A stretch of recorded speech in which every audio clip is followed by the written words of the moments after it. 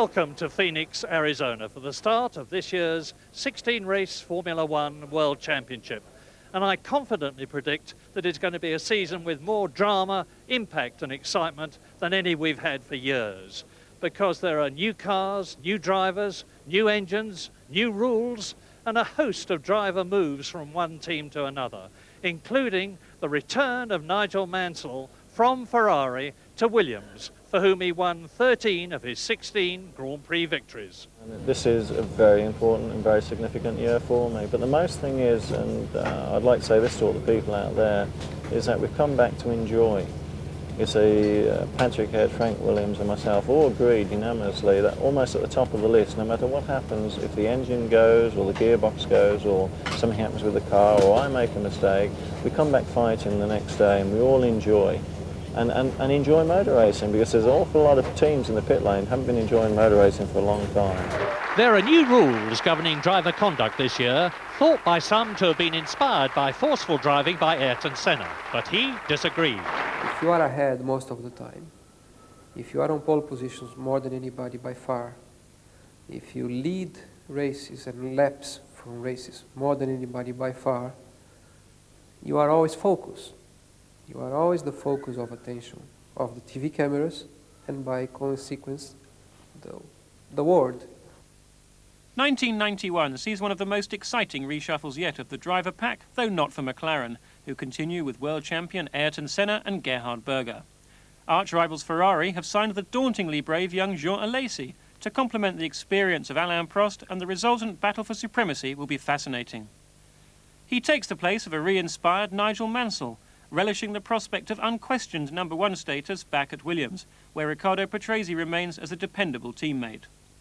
Nelson Piquet, who won the last 2 races of 1990, stays with Benetton, as does fellow Brazilian Roberto Moreno, while Sandro Nannini recovers from his tragic helicopter accident. Rounding off the likely front runners are Tyrrell, who might have lost Alesi but have gained Honda V10 power, and young Italian Stefano Modena, one of the stars of winter testing. Satoru Nakajima stays on as #2. Great news is that Martin Donnelly is making an excellent recovery from his dreadful Jerez accident, and until he's fit, Julian Bailey will deputise at Lotus alongside Formula 3 champion Mika Hakkinen. Despite reservations about the new McLaren, Ayrton Senna was straight into spectacular action at Phoenix to take his 53rd pole position, a full second faster than his arch-rival Alain Prost in the new Ferrari. So Senna and Prost on the front row of the grid again. Nigel Mansell's replacement of Ferrari, Jean Alesi, was fastest of all on Friday, but on Saturday he clipped the tyre wall and dropped to 6th. Riccardo Patrese in the new Williams Renault, about to start his 209th Grand Prix, was in terrific form, 3rd on the grid, whilst Emanuele Pirro pre-qualified his Dallara Judd fastest and then qualified an inspired 9th. Bertrand Gachot starts 14th in the new Jordan Ford, but teammate Andrea de Cesaris failed to make the race.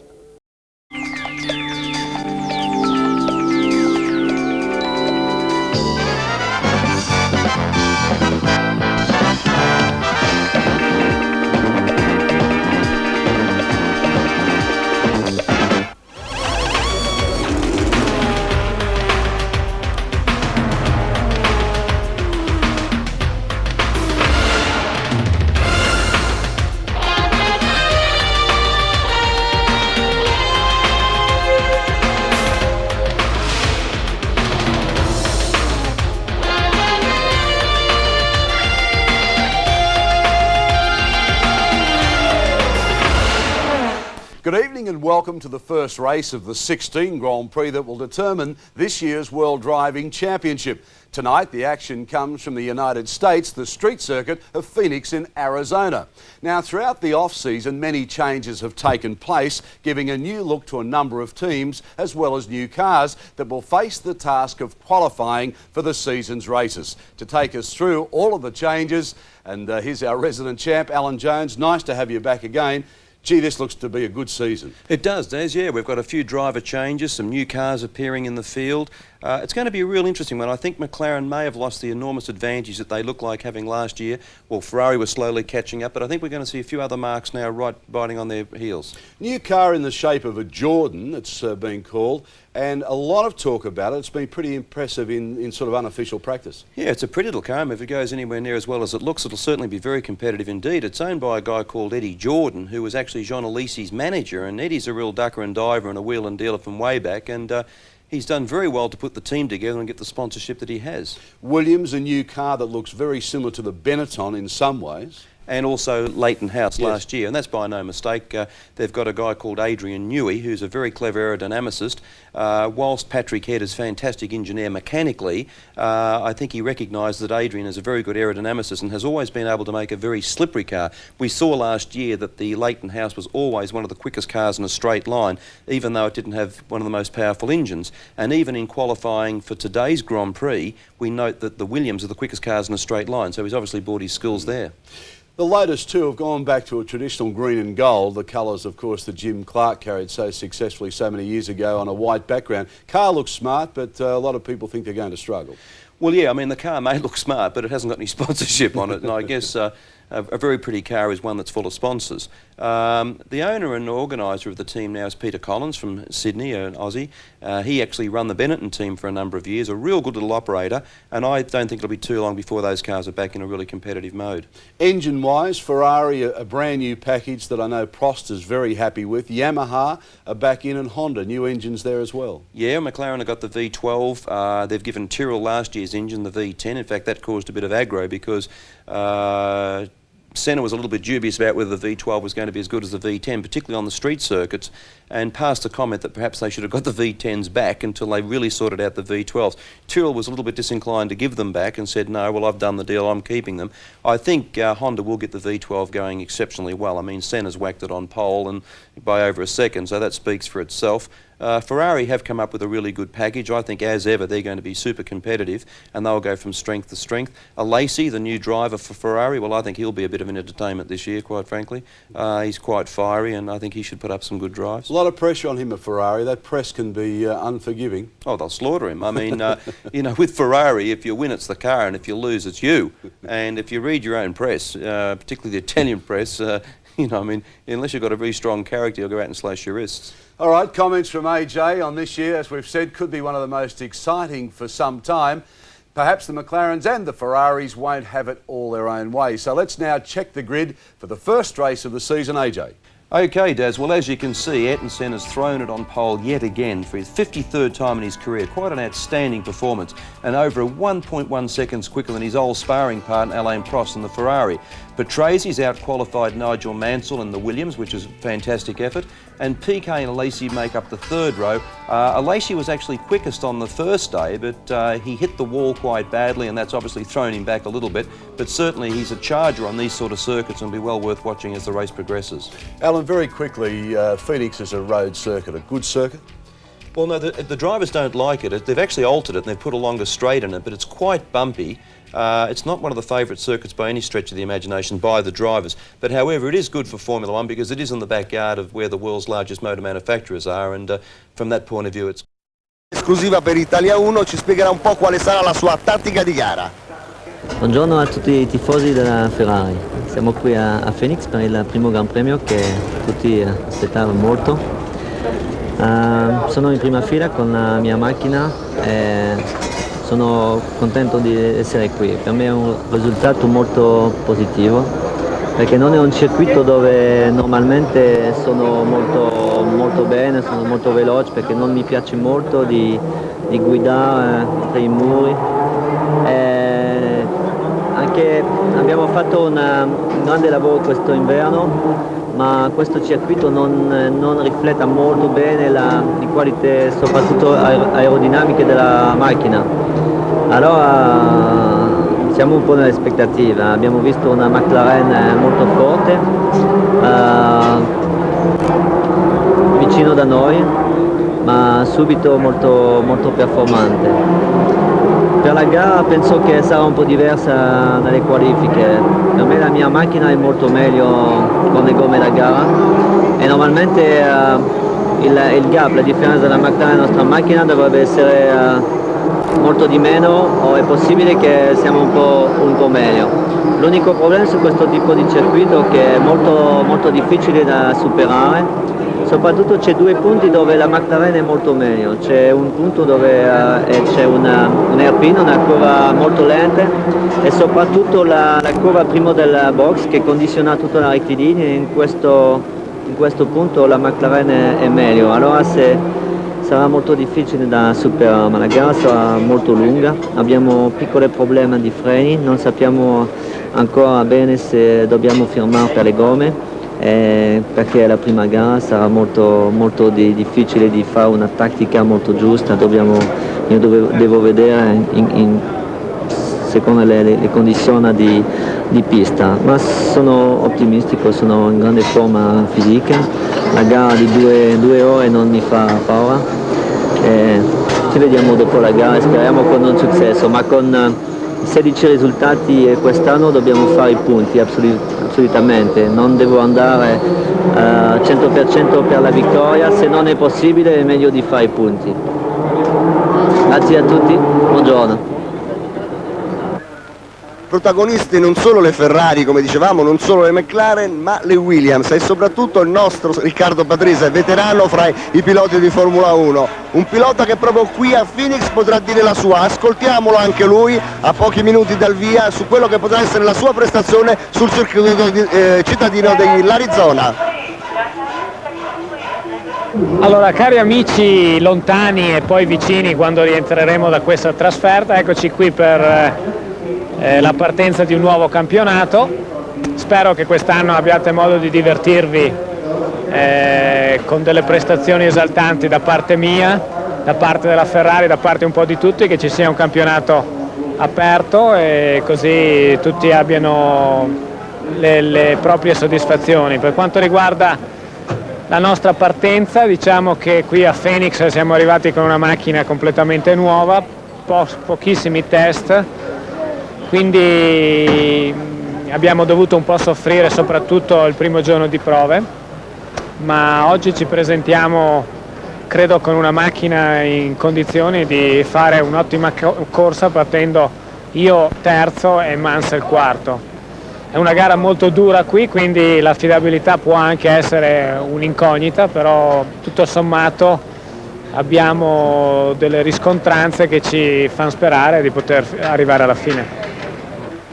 E veniamo all'uomo da battere, a Ayrton Senna. Sappiamo che tu sei grande tifosa di Ayrton Senna. Sì, grande, anche lui è un amico di me.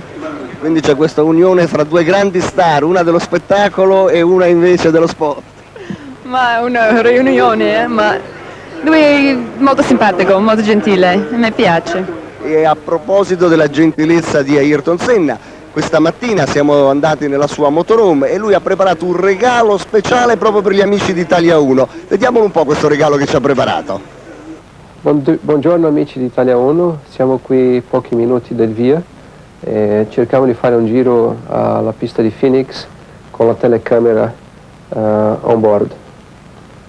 Dunque, siamo alla curva prima del rettilineo del box, siamo nella macchina di Patrese, è il rettilineo più lungo che c'è a Phoenix, andiamo fino a massima velocità, la pista poi c'è una grande staccata, una curva in seconda marcia, è un pezzo abbastanza bassa velocità questo, sono sempre nella stessa marcia e la caratteristica molto importante della pista di cittadini è sempre che c'è molta ondulazione. Comunque a Phoenix adesso si vede un po' di ondulazione nella macchina, è molto dura nella parte fisica. Siamo sempre in seconda marcia in questo pezzo ancora, una marcia in più, poi la riduzione ancora, qui andiamo un po' in discesa sotto una ponte, poi dobbiamo ridurre seconda marcia ancora, andiamo su un rettilineo lungo anche fino alla massima velocità. È una pista non lunga come giro, qui si deve fare una bella staccata ancora, andare a una sessione di curve in seconda marcia, un andiamo in terza, in quarta, poi ritorniamo a seconda, siamo già vicini alla curva che viene prima della retina del box, andiamo adesso proprio nella curva che finisce il giro e siamo lì al traguardo alla fine del giro. Adesso speriamo di avere una bella corsa e ci troviamo dopo. Ciao. Ormai manca davvero poco all'inizio del Gran Premio degli Stati Uniti, prima gara stagionale del 1991. Vogliamo soprattutto ringraziare Carol Alt, che è stata qui vicino a noi, che ha fatto da madrina questa nostra prima telecronaca di Formula 1. Ma grazie a te. Grazie Carol, e adesso un attimo di pubblicità e poi ci ritroveremo di nuovo qui dai box di Phoenix.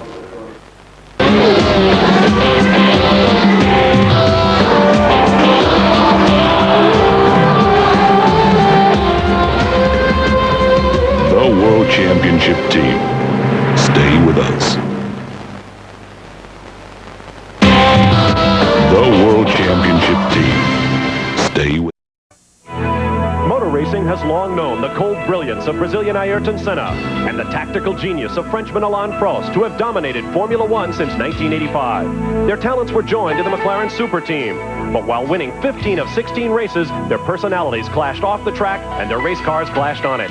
The teammates became bitter rivals, and Prost left to join Ferrari. A year ago in the U.S. Grand Prix in Phoenix, a new French star burst on the scene. Jean Alesi battled Senna toe-to-toe, and though he lost the race, Alesi became the symbol of the new competitiveness in Formula One. He also became Prost's Ferrari teammate. This year in Phoenix, Senna ousted Alesi from the pole position that has become synonymous with the Senna name. He then stood by and watched as Alesi tried to recapture the pole in the closing seconds of qualifying, a bonsai run that ended in disaster. For Senna, a record 53rd career pole. For Alesi, another hard lesson in the reality of the world's premier road racing series. But the pole is just the beginning. Now they will battle for victory.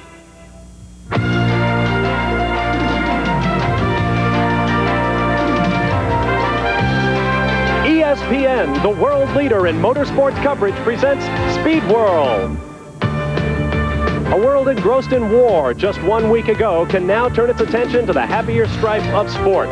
And the eyes of the world are on Phoenix, Arizona, and the opening round of the 1991 Formula One World Championship, the Iceberg United States Grand Prix. Hello once again, everyone. I'm Bob Varsha. Proud to welcome you to Phoenix and an event we've been planning on here at ESPN since, well, this time last year. A week ago, the new stars of Formula One arrived, new cars with new engines, more cylinders, more horsepower, and more mind-blowing speed. Our pictures today will be going out to tens of millions of viewers around the world, and the course they will see here in Phoenix has been streamlined for even better racing action. It has produced the first 100-mile-an-hour lap in average speed in qualifying for today's race, and it should be a great afternoon. With me to call the action once again, ESPN Formula One analyst and former Honda Formula One factory driver, David Hobbs. David, in the first race of the year, everybody's a potential world champ, but I think we're going to be seeing a lot of Ayrton Senna and Alain Prost. Well, so it seems, Bob. After that 4-month layoff, although the mechanics would probably take issue with those terms, thousands of miles of testing, as we say back in Pryor's Hardwick, rien changé, nothing changes, because on the pole for the 53rd time is Ayrton Senna, a second quicker than the rest of the field. Right alongside him, his old arch enemy and rival, Alain Prost in the factory Ferrari. This morning, Senna was fastest again in the warm-up, but right behind him was Nigel Mansell and Riccardo Patrese in the works Williams-Renaults. They're going to be strong this afternoon. As you said already, lots of new teams, engines, cars, very young drivers, and brand new teams. And with a couple of those down in the pits is Rick De Bruyne. Well, David, there is little doubt that Senna is the star of today, but if you're looking for the stars of tomorrow, you might want to look back here in the 7th row. 22-year-old Mika Hakkinen, qualifying in the Lotus, did a wonderful job this weekend. Last year, he was the Formula 3 British champion. This year, in his first start, he's showing just how well he can do. This is his first start as a driver. As far as a team, it is a first start for the Eddie Jordan team. It's this car back here with Bertrand Gachot at the wheel, 28 years old. He's had a bit of a checkered career, uncompetitive drive. This is his opportunity to show just how well he can do. A steep learning curve for the team, doing extremely well this weekend just to qualify in the 7th row. We mentioned earlier just how fast and powerful Senna is. He's literally changing this sport. And with more on that is my partner here in pit lane, John Bisignano. Rick, you're absolutely right. Over the last few years in Formula One, it's the McLaren team that has been totally dominant. They have been so strong that the officials were actually thinking about giving them a handicap to make things more equal. Well, of course, what really needed to be done was for the other teams to come up to snuff. I can tell you, here in Phoenix in 1991, there are at least 10 cars that are capable of winning a Grand Prix, except for one element. Ayrton Senna. He is the fastest man in Formula One. And what the constructors are now realizing is that they have to build better cars than the McLaren, not just equal cars. Well, if Senna's fastest, then Alain Prost is best. And over the next 2 hours, we'll figure out which one of those two elements means the most when it comes to securing victory. All right, thank you, John, as we look down from the Virgin Atlantic Airways Lightship. Now, here's a look at the street circuit here in Phoenix. We mentioned that the course has been changed, and we'd like to show you exactly how. The red portion to the right of your screen, turns 1 through the backstretch on Washington Street, are the parts that have been modified to make this course faster. There is the change, adding a little bit to the first 2 turns and making faster corners down on the eastern end. We rode along with our pole sitter Ayrton Senna to take a closer look. David? Riding with Ayrton Senna yesterday afternoon on his record-breaking qualifying lap on Jefferson Street, up to about 180 miles an hour. Very bumpy, as you can see from this shot, and extremely bumpy in the braking zone here as he goes down to second gear for turn 1. Now you're running a new part of the race course. They've added sections, a couple of blocks in each of these turns to give the cars a little more room to work. As you can see, him using every inch of the road there. Essential on these street circuits to use all the road you've got. But of course, judgment plays a very important part, as you'll see just right here. Misses the apex a bit there, has to grab the wheel in second gear as he accelerates up to the box, coming onto another new section. Now here's the most important new change. Very tight left-hander, and then up through the box, a couple of very fast corners coming up. A long right-hand sweep. He gets up to 5th, almost immediately goes back to 4th as he clips the apex there on that extremely fast right-hand sweep. Now here's the point where young Jean Alesi clipped that tire wall just on the right of your screen and destroyed his Ferrari.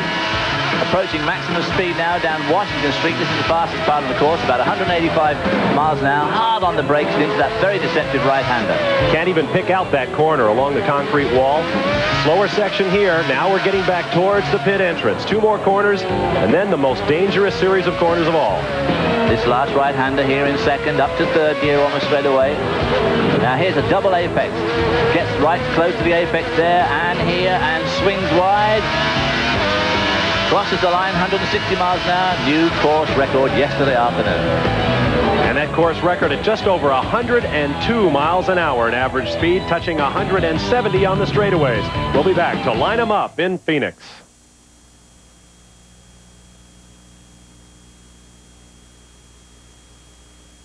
Get into my car. Get out of my dreams. Get into my car. Get out of my dreams. Baby, get into my car. Get out of my mind. Get into my life. Oh, I said,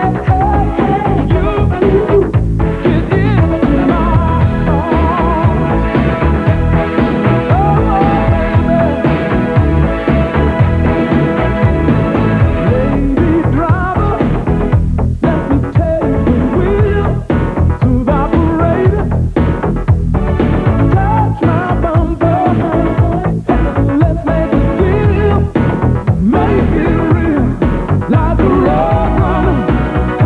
you.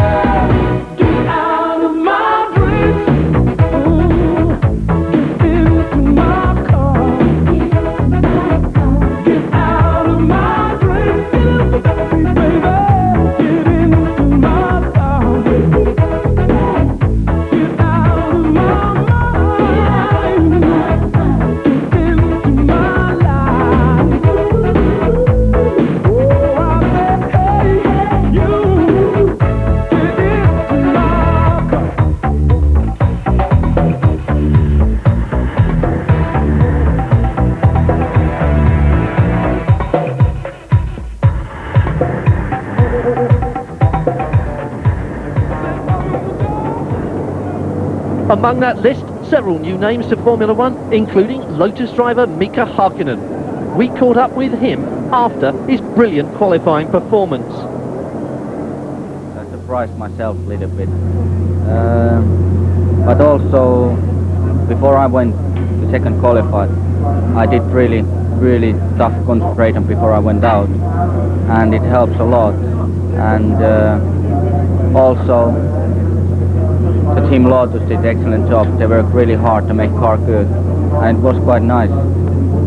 Some of the stuff out there over the past couple of days has looked just a little bit hairy, hasn't it?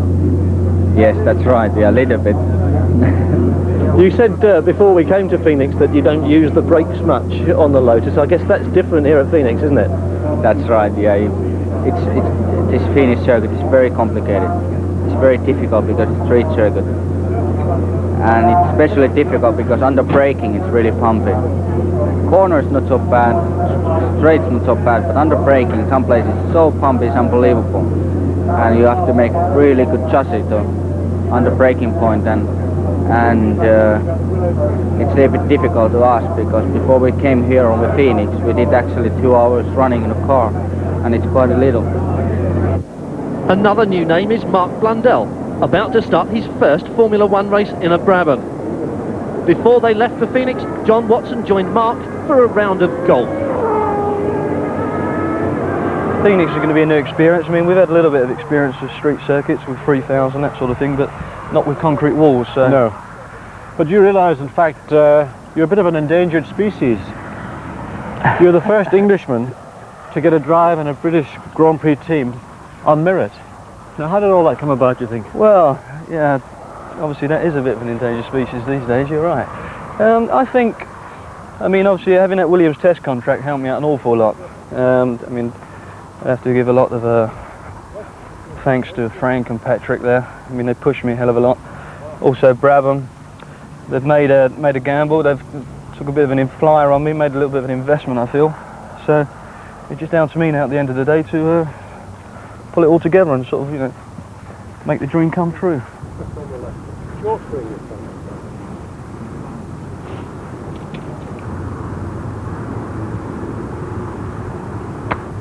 Have you got any basic sort of game plan at this stage, or is it just to try and get the cars through qualifying without any trouble and just take the race as it comes?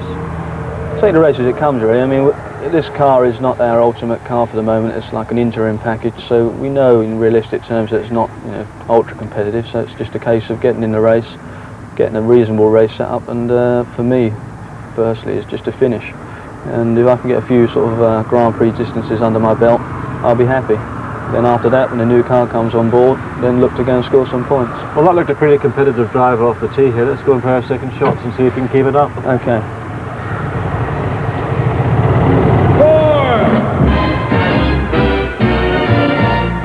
Straight down the middle, it went straight down the middle. Then it started to hook just a wee bit, and that's when my caddy lost sight of it. That little white pellet has never been found to this day, but it went straight down the middle, like they say.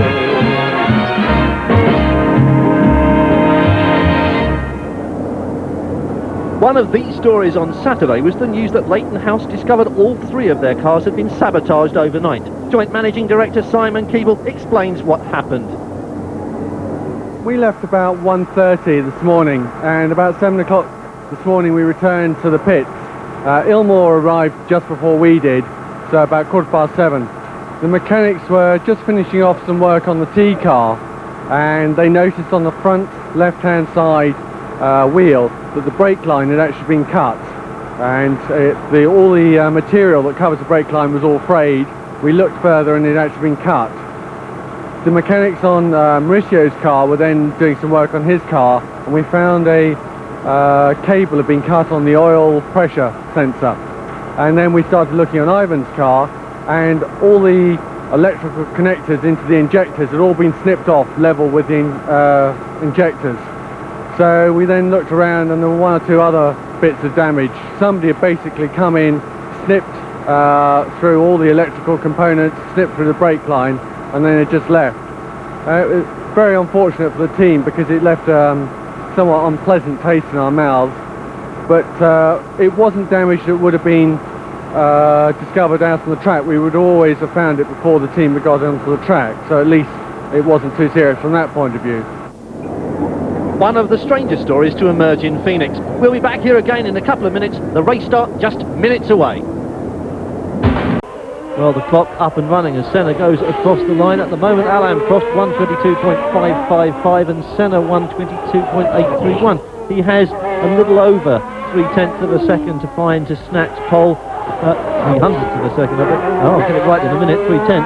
Senna, I think, the man more capable of that in the last gasp than anybody else. Yes, well, Ayrton Senna, as I say, not literally holding his breath, but almost having to do that. I mean, the amount of effort, concentration, commitment that a man like Senna makes is quite remarkable. And let's just sit back and watch and enjoy this second qualifying run from Ayrton Senna.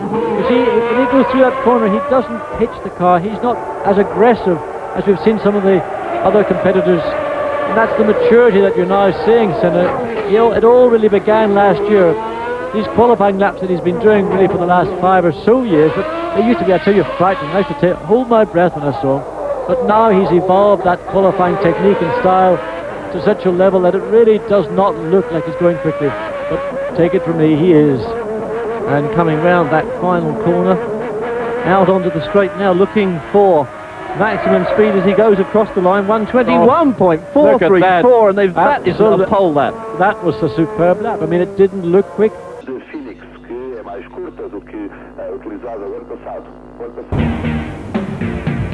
The race start then, as we say, just seconds away. Here in Phoenix, under overcast skies, it's just coming up to 2 o'clock mountain time. It's coming up to 10 o'clock in Central Europe and up to 8 o'clock in the UK. The grid then, Ayrton Senna in pole position, that amazing 121.43 seconds. Alain Prost alongside him, 122, a whole second away. The second row is all Williams. Patrese and Mansell side by side. They too more than a second away from Ayrton Senna's pace. Nelson Piquet on row 3, 123.3 with Jean Alesi, the flying Frenchman, alongside him. Then Gerhard Berger on row 4, the second of the McLaren Hondas, with Roberto Moreno for Benetton beside him. Emanuele Pirro's done a brilliant job in pre-qualifying and qualifying, and his teammate JJ Leto has done exactly the same. They're side by side on row 5.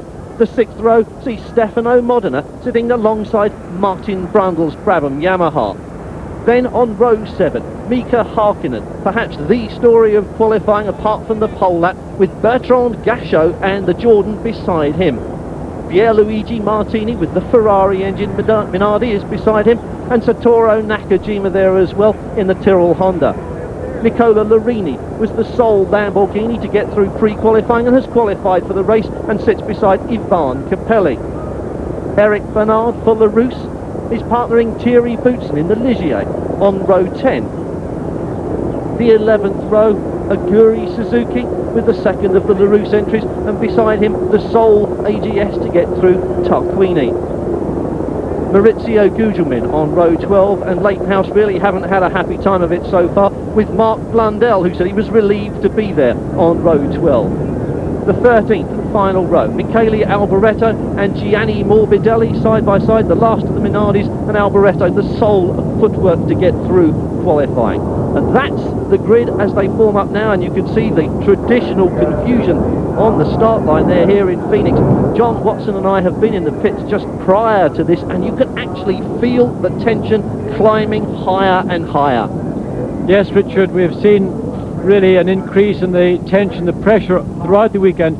Friday was a very strange day. We sort of experienced the kind of atmosphere you would have at a normal, regular test. There was no urgency at all. In fact, a lot of the teams really used Friday as a test. Actually, we're looking down right now on the Phoenix racetrack. This is from the Virgin airship that's been flying around all day, and we're probably going to get shots from that Virgin airship throughout the weekend. But back onto the start-finish line, as you see, are just hundreds and hundreds of people, photographers, mechanics, sponsors, assistants, everybody there. The last few minutes, of course, this time for the driver, tension is getting higher and higher. Really, they want to now see that grid cleared, get on their final parade lap. There's a new sign being shown, Richard, by the way. For the first time, there will be a 5-second board. That board will be shown to the pole, the front people, and the guys in the front row, to indicate that within 5 seconds, the red light will be shown. Previously, the people in the front row of a grid have had to sit there for maybe a minute and a half or 2 minutes, not knowing when the grid was actually fully formed. They've now got a 5-second board, so when Roland Brunsenrader shows that board, there will be 5 seconds before the red light comes on. It ought to mean a lot of an easier life for the clutches in the cars, particularly those at the front. Well, the tension, as we say, is definitely building. All the questions must be answered now. All the preparation has been done. Everybody's made their tyre choices, and now really for the drivers and the teams, it's time to bite the bullet. Well, just talking about tyres, we have it on very good authority from Goodyear that all their runners are on the D compound. That's the soft race compound. Of course, street tracks like Phoenix are, generally speaking, easy on tyres. Now, I guarantee you, before this race starts, there's going to be somebody in the pits looking for a change of tyres, but the anticipated race will be D's all the way through. For the Pirelli runners, it's not quite so clear. Pirelli think they might make it. Certainly Martin Brundle was very happy with running on his race tyres all the way through, but some of the Pirelli runners may be making pit stops. Well, we've looked through the teams and the drivers, and there's one name missing from this grid, a man who's been talked about throughout the paddock, and that's Martin Donnelly, currently recuperating from his Spanish accident at Willy Dungel's clinic in Austria. And I took the chance to speak to Martin Donnelly earlier on this morning on the telephone. Well, Martin, we're just a short way away from the beginning of the race. As I'm sure you know, Mika Hakkinen has done wonders during the course of this weekend. Yes. I know that everybody back at Ethel in Norfolk will be watching this on Eurosport. I'm sure you will be as well. Yes, I'll be watching it here in my room on Austria TV, so I just got to watch the pictures and try and pick out what's going on. But as you said, Mika has done a fantastic job for his first Grand Prix, looking in good shape. It's a pity that Julian Bailey had the technical problems that he had. He would have been up there with him also. But this is something the team has to build on for the next race in Sao Paulo and just go from strength to strength. Well, I think they're building a fine platform for you to come back from. I'm surprised that you haven't picked up any Austrian, but maybe you can lip read the commentators. Well, I mean, we're learning a bit day by day. But as I said, main priority is to get back to full fitness and back to good health and join you boys on the racing scene. We'll be waiting for you. Martin, thanks for talking to us. Okay, I'll be the same. Well, as you can see, the grid now beginning to clear, and you can see the outline of this revised, just short of 2.5 mile circuit in Phoenix. It's faster than last year, and that's answered an awful lot of questions. We've seen that reflected in the qualifying times and the warm-up times, John. Yes, the times are on average about 7 to 8 seconds quicker than last year, but more than that, Richard, the circuit is a lot easier, I think, to drive. There's more distance between the corners, although the majority of these corners are still 90-degree right-angle corners. There are slightly longer straights now between the corners. They've taken out a couple of corners. They've increased, for example, here, turn 1 into turn 2. We've almost got 3 times the length of straight between those 2 corners than we had last year. And generally speaking, I think we've now got a pretty good road track, especially considering that in America, the streets of all the cities are on the grid system. They all run north, south, east, west. They've incorporated a reasonably quick 4th-gear corner 3/4 way round the lap. Now that was the corner where Jonah Lacey had his very exciting moment yesterday in qualifying, and it's just on the limit. The drivers say, well, we're not entirely comfortable with it, but it is better than it was last year. But there are, let's face it, a dozen or so corners, and the bulk of them are 2nd gear, aren't they? Yes, it is. It's a low-speed circuit by and large. The corners are low speed. The straights, the quickest car on the straight was something like 165 miles an hour this morning. That's in full tanks. They were just under 170 in qualifying. But of course, the cornering speed in these corners, these low speed corners, we're talking about 70 miles an hour, 80 miles an hour. Low downforce corners. And that probably, I think, explains why, for example, the Lamborghini, the Modena Lamborghini car, in its first race, Nicola Larini, he got through pre-qualifying and he's now qualified for the race. I would imagine a car like that, which is not, in my mind, a high downforce car like the McLaren or the Ferrari or the Benetton or the Williams or the Jordan, the Tyrrell, it will suffer, let's say, in Interlagos in Brazil in 2 weeks' time. Well, as you can see from the map up on the screen, they're just coming up to this final corner that brings them back onto the start-finish straight, and that one is one of the trickiest corners on the circuit, with what amounts to a double apex, and it has caused one or two drivers a few problems. Yes, indeed, we saw Nigel Mansell on Friday hit his drive shaft, the joint at the end of the drive shaft break just coming into that, and Nigel nearly got pitched into the wall. In fact, he'd gone into that wall earlier on Friday morning for another problem. So it's a corner that's difficult, and it's important to try and find the line, I think, that you're comfortable with, rather than actually what might be the most ideal line. Well, of course, there's another corner to be taken before we get to grips with that one, and that is the first corner, and that one's also likely to cause one or two problems. But here you can see the grid forming up now, and any second now those front drivers will see that 5-second board.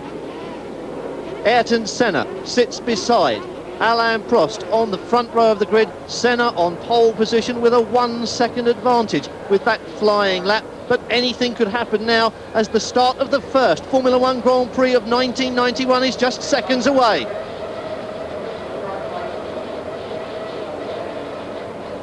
Engine notes building, tension high now. This is the moment of the start, going to red and then to green, and the cars roll away, dust flying over the start line as they pull away. Senna, as you'd expect, with a brilliant start, but a lot of action going on behind him. Yes, indeed, Senna got a great start. Alain Prost down the inside with the two Williams, Mansell, Patrese, Alesi squeezing in inside of Gerhard Berger, but everybody's got down through the first corner clean, and I'm delighted to say they've had a good start to the first Grand Prix of 1991. Well, Ayrton Senna in the lead from Alain Prost with the two Williams behind him. Then John Alesi, Gerhard Berger, Nelson Piquet and Roberto Moreno. And we really are seeing the form book fulfilled as this race gets underway. And look at the gap Senna's pulled out, but immediately behind him, Prost, Patrese, Mansell. There's all sorts of jockeying going on. And there's in fact Mansell third, Patrese fourth. But behind them in the midfield, everybody using every part of that racetrack. Dust flying. Well, dust was a problem, but it seems to have cleaned up. But look at Senna. This is what he likes to do, is open up that nice, comfortable cushion. I wouldn't have expected to see him being able to do it so rapidly on a street circuit like this. Well, he is absolutely incredible in the early laps of a race. He does make. Look at Alesi coming down the inside of Patrese. Patrese locking up the right front wheel. Alesi's taken fourth place from Patrese. That was a corner for Patrese. We saw Alesi have a couple of moments yesterday in qualifying. He drives his Ferrari. It's reminiscent of how he drove the Tyrrell last year. Totally different cars, totally different characteristics, but John Alesi doesn't mind. He just gets in and gives it death. So Senna, Prost, Patrese, and then Alesi in fourth place. Nigel Mansell behind him, Gerhard Berger, and look at the speed. You say it's 100 miles an hour average around this circuit, but this really does give you an impression of how fast these cars accelerate and how dramatic the action is on a street circuit like this. More action going on as they come to this corner as well. Still Senna in the lead from Prost, Mansell, Alesi, Patrese, and then Gerhard Berger. Well, of course, Ayrton Senna with that second of a lead over Alain Prost. It's not a great deal, but of course he's got a clear route ahead of him. He's not concerned about traffic around him. He's not getting any disturbed air from those other cars. Here we are now, back to Tracy, Gerhard Berger, 5th and 6th places. Well, very fast and furious at the beginning of what is likely to be a full 2-hour race. 82 laps of this, just short of 2.5 mile street circuit, and things getting very frantic in these early stages. Just look at Senna, that gap ever increasing. Now, we've seen Senna do this in the past, in that early lap, when the tyres are not really fully up to working temperature. He does have that ability just to nail the car and pull out that in an instant, 2-3 seconds. After about 5 or 6 laps, I suspect it will all begin to settle down, and we'll see then Alain Prost beginning to eat into that lead Senna has. Well, Senna almost from the front in these early stages can drive this race as if it was a qualifying lap with nothing to do except concentrate on his line and his own performance. Yes, I mean, it's an ideal situation. Senna is capable of doing these blindingly fast laps. He does it in qualifying consistently.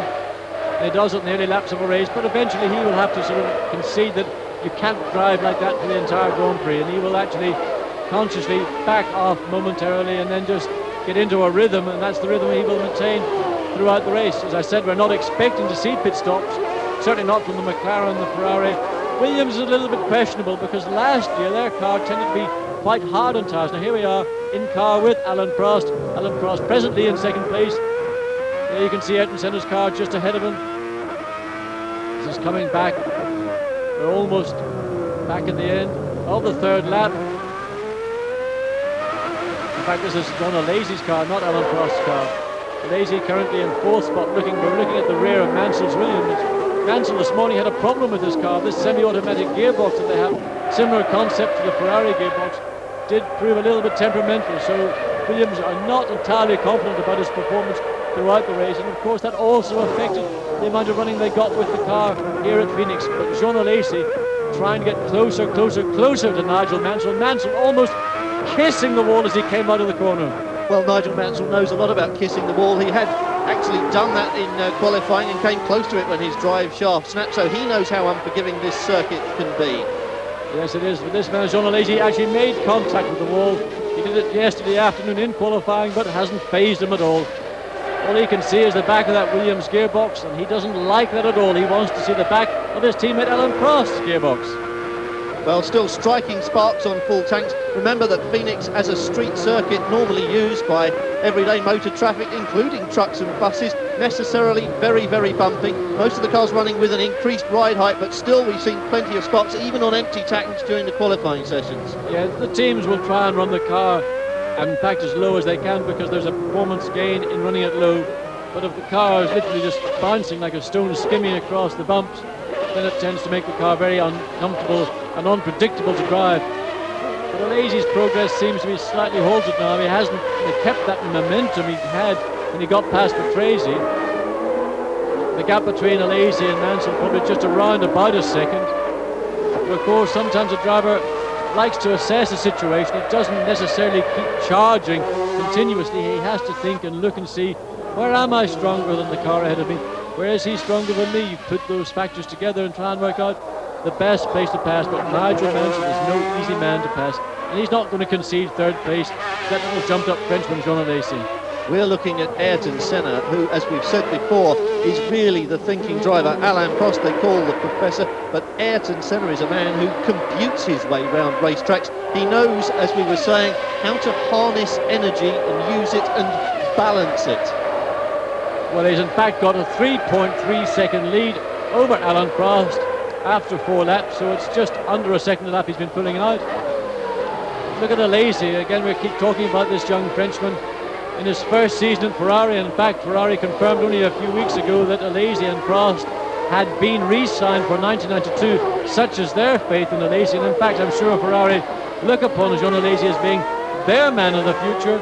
It's done a number of things, that extra year contract. It's taken Alain Prost and Jean Alesi out of the market, and it's also prevented Ayrton Senna, should he choose, or should the situation be available, to leave McLaren and join Ferrari. That's been ruled out as well. Well, Ayrton Senna said of the new McLaren, which has been described as looking suspiciously like a Ferrari 642, they didn't want me to drive a Ferrari, so they built me one instead. Well, the McLaren team have been working extremely hard throughout the season, throughout the off-season. I talked to Ron Dennis this morning, and Ron looked visibly drained and tired. And he said, we're really going to blitz everybody this year. Those are his very words. I said, well, what do you mean, Ron? He said, well, in fact, for Imola, we're going to have 3 brand new cars for Imola. He's already got 3 brand new cars here in Phoenix, so that's the kind of commitment McLaren are making to 1991. They're responding to the challenge from Ferrari, Williams, Benetton.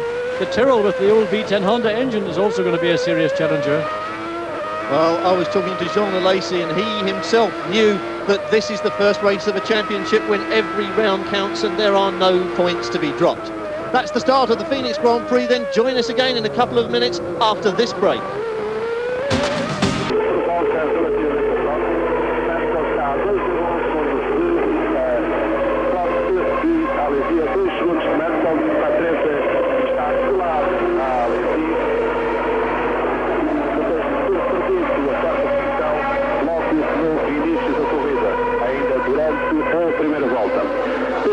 Que este está a ser ritmo muito elevado para esta corrida? Penso que sim, penso que Ayrton Senna está a impor um ritmo diabólico e estas primeiras voltas têm feito o que já nos vem a habituar, ou seja, descolar um pouco dos adversários para tentar mais tarde controlar uma certa diferença. A corrida é muito longa, tem 82 voltas e esta é aquela primeira fase em que os pilotos tentam acertar um ritmo para depois controlarem a sua corrida. Eric Bernard, a primeira desistência no Grande Prémio de Phoenix, para com sinais de sobreaquecimento do motor. Aliás, o Brian Hart, o preparador dos motores da equipa La Russa este ano, a olhar para o motor, era bem evidente que algo de anormal se passava. Eric Bernard, primeiro abandono da época, certamente com o problema de motor. E a Ayrton Senna continua a ganhar terreno.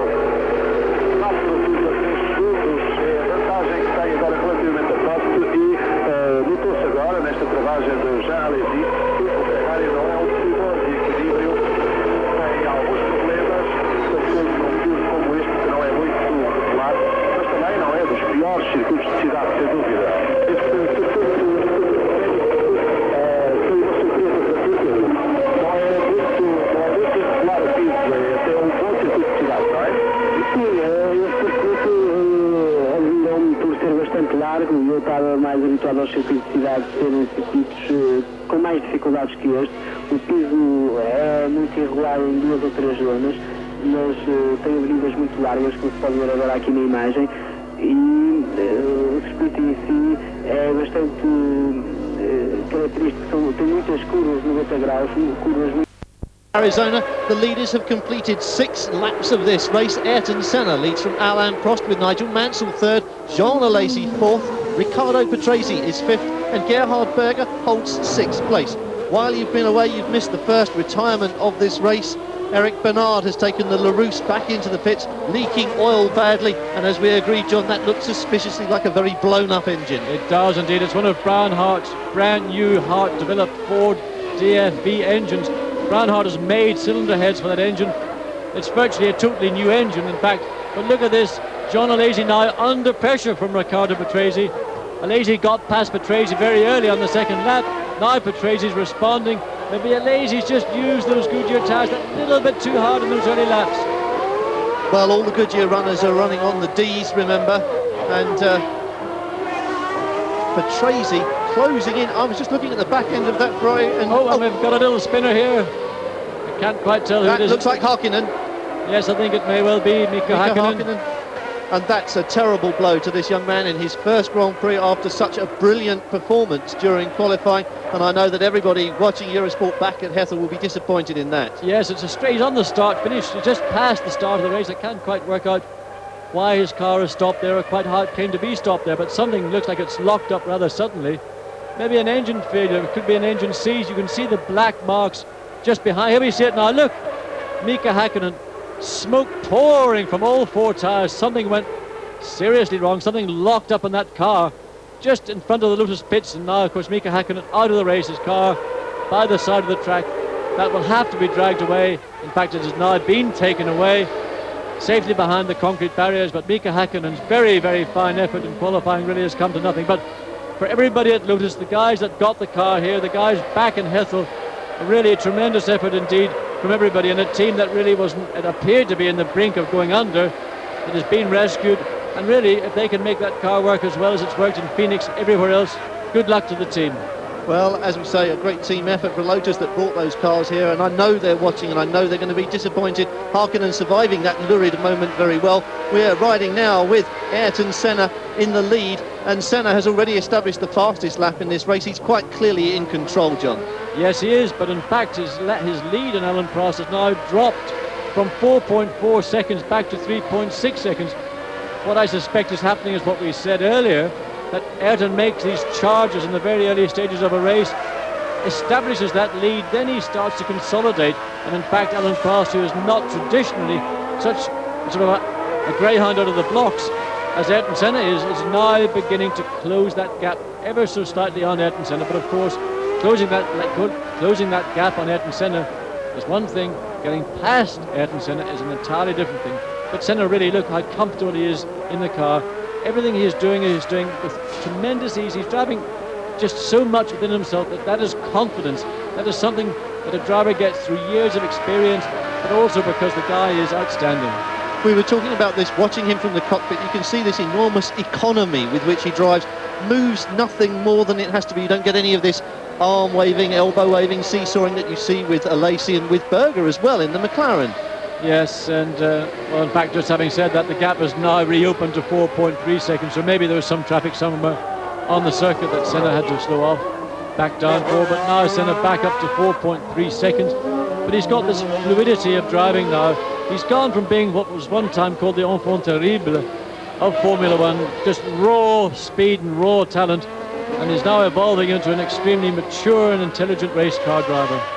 Well, Senna, of course, hoping to beat Fangio's record of Grand Prix wins and world titles. That's his ambition, he says, and it looks as if you say he's matured now. He really does understand his car, the forces at work on it, and the way that he's racing, and beginning to close up already now on the first of the back markers. Yes, well, one of the Brabhams we've also seen Martin Brundle's car is missing. So we really wonder what's happened to Martin Brundle and his Yamaha engine Brabham. Again, the first race for that engine in the Brabham chassis. Brundle qualified very well indeed. Mark Blundell scraped in the sort of 14th, 13th row of the grid. But Martin Brundle currently missing, so we expect to see Martin maybe Brundle back into the pits. And there indeed. Yes, as we said, Martin has come in, the engine is shut off. They're going to change all 4 tyres. That's a precaution in case the car is repairable. It may not be a major problem. Well, in fact, we've now got Mika Häkkinen rejoining the race. I don't know what happened to Häkkinen. We saw that car stopped. It looked like it had seized its engine, but Häkkinen has been in the pits and he's now rejoined the race. Well, that's an interesting set of circumstances that look fairly terminal. Martin Brundle, we spoke to in the pits just before the start of the race. He was the one who said he was the oddball on Pirellis. He wasn't planning on stopping, but he wasn't quite sure how it was going to pan out. Maybe he's flat-spotted those or used them up much more quickly than he imagined. Possibility, but I think the problem is a little bit more terminal, and that tyre change was just being carried out in case the car was to go back into the race. But look, here's Jean Alesi now under a great deal of pressure from Riccardo Patrese. Riccardo Patrese is the most experienced man in Grand Prix racing. Over 200 Grand Prix, this is the 209th, I believe, and he still drives like a kid. Well, 10 laps down out of 82, Ayrton Senna leads from Alain Prost. Nigel Mansell is in 3rd place. Jean Alesi 4th and being harried by Patrese now as we watch. And in 6th place, Gerhard Berger, not even in that picture. I didn't see him. No, it's a disappointing race so far for Gerhard Berger.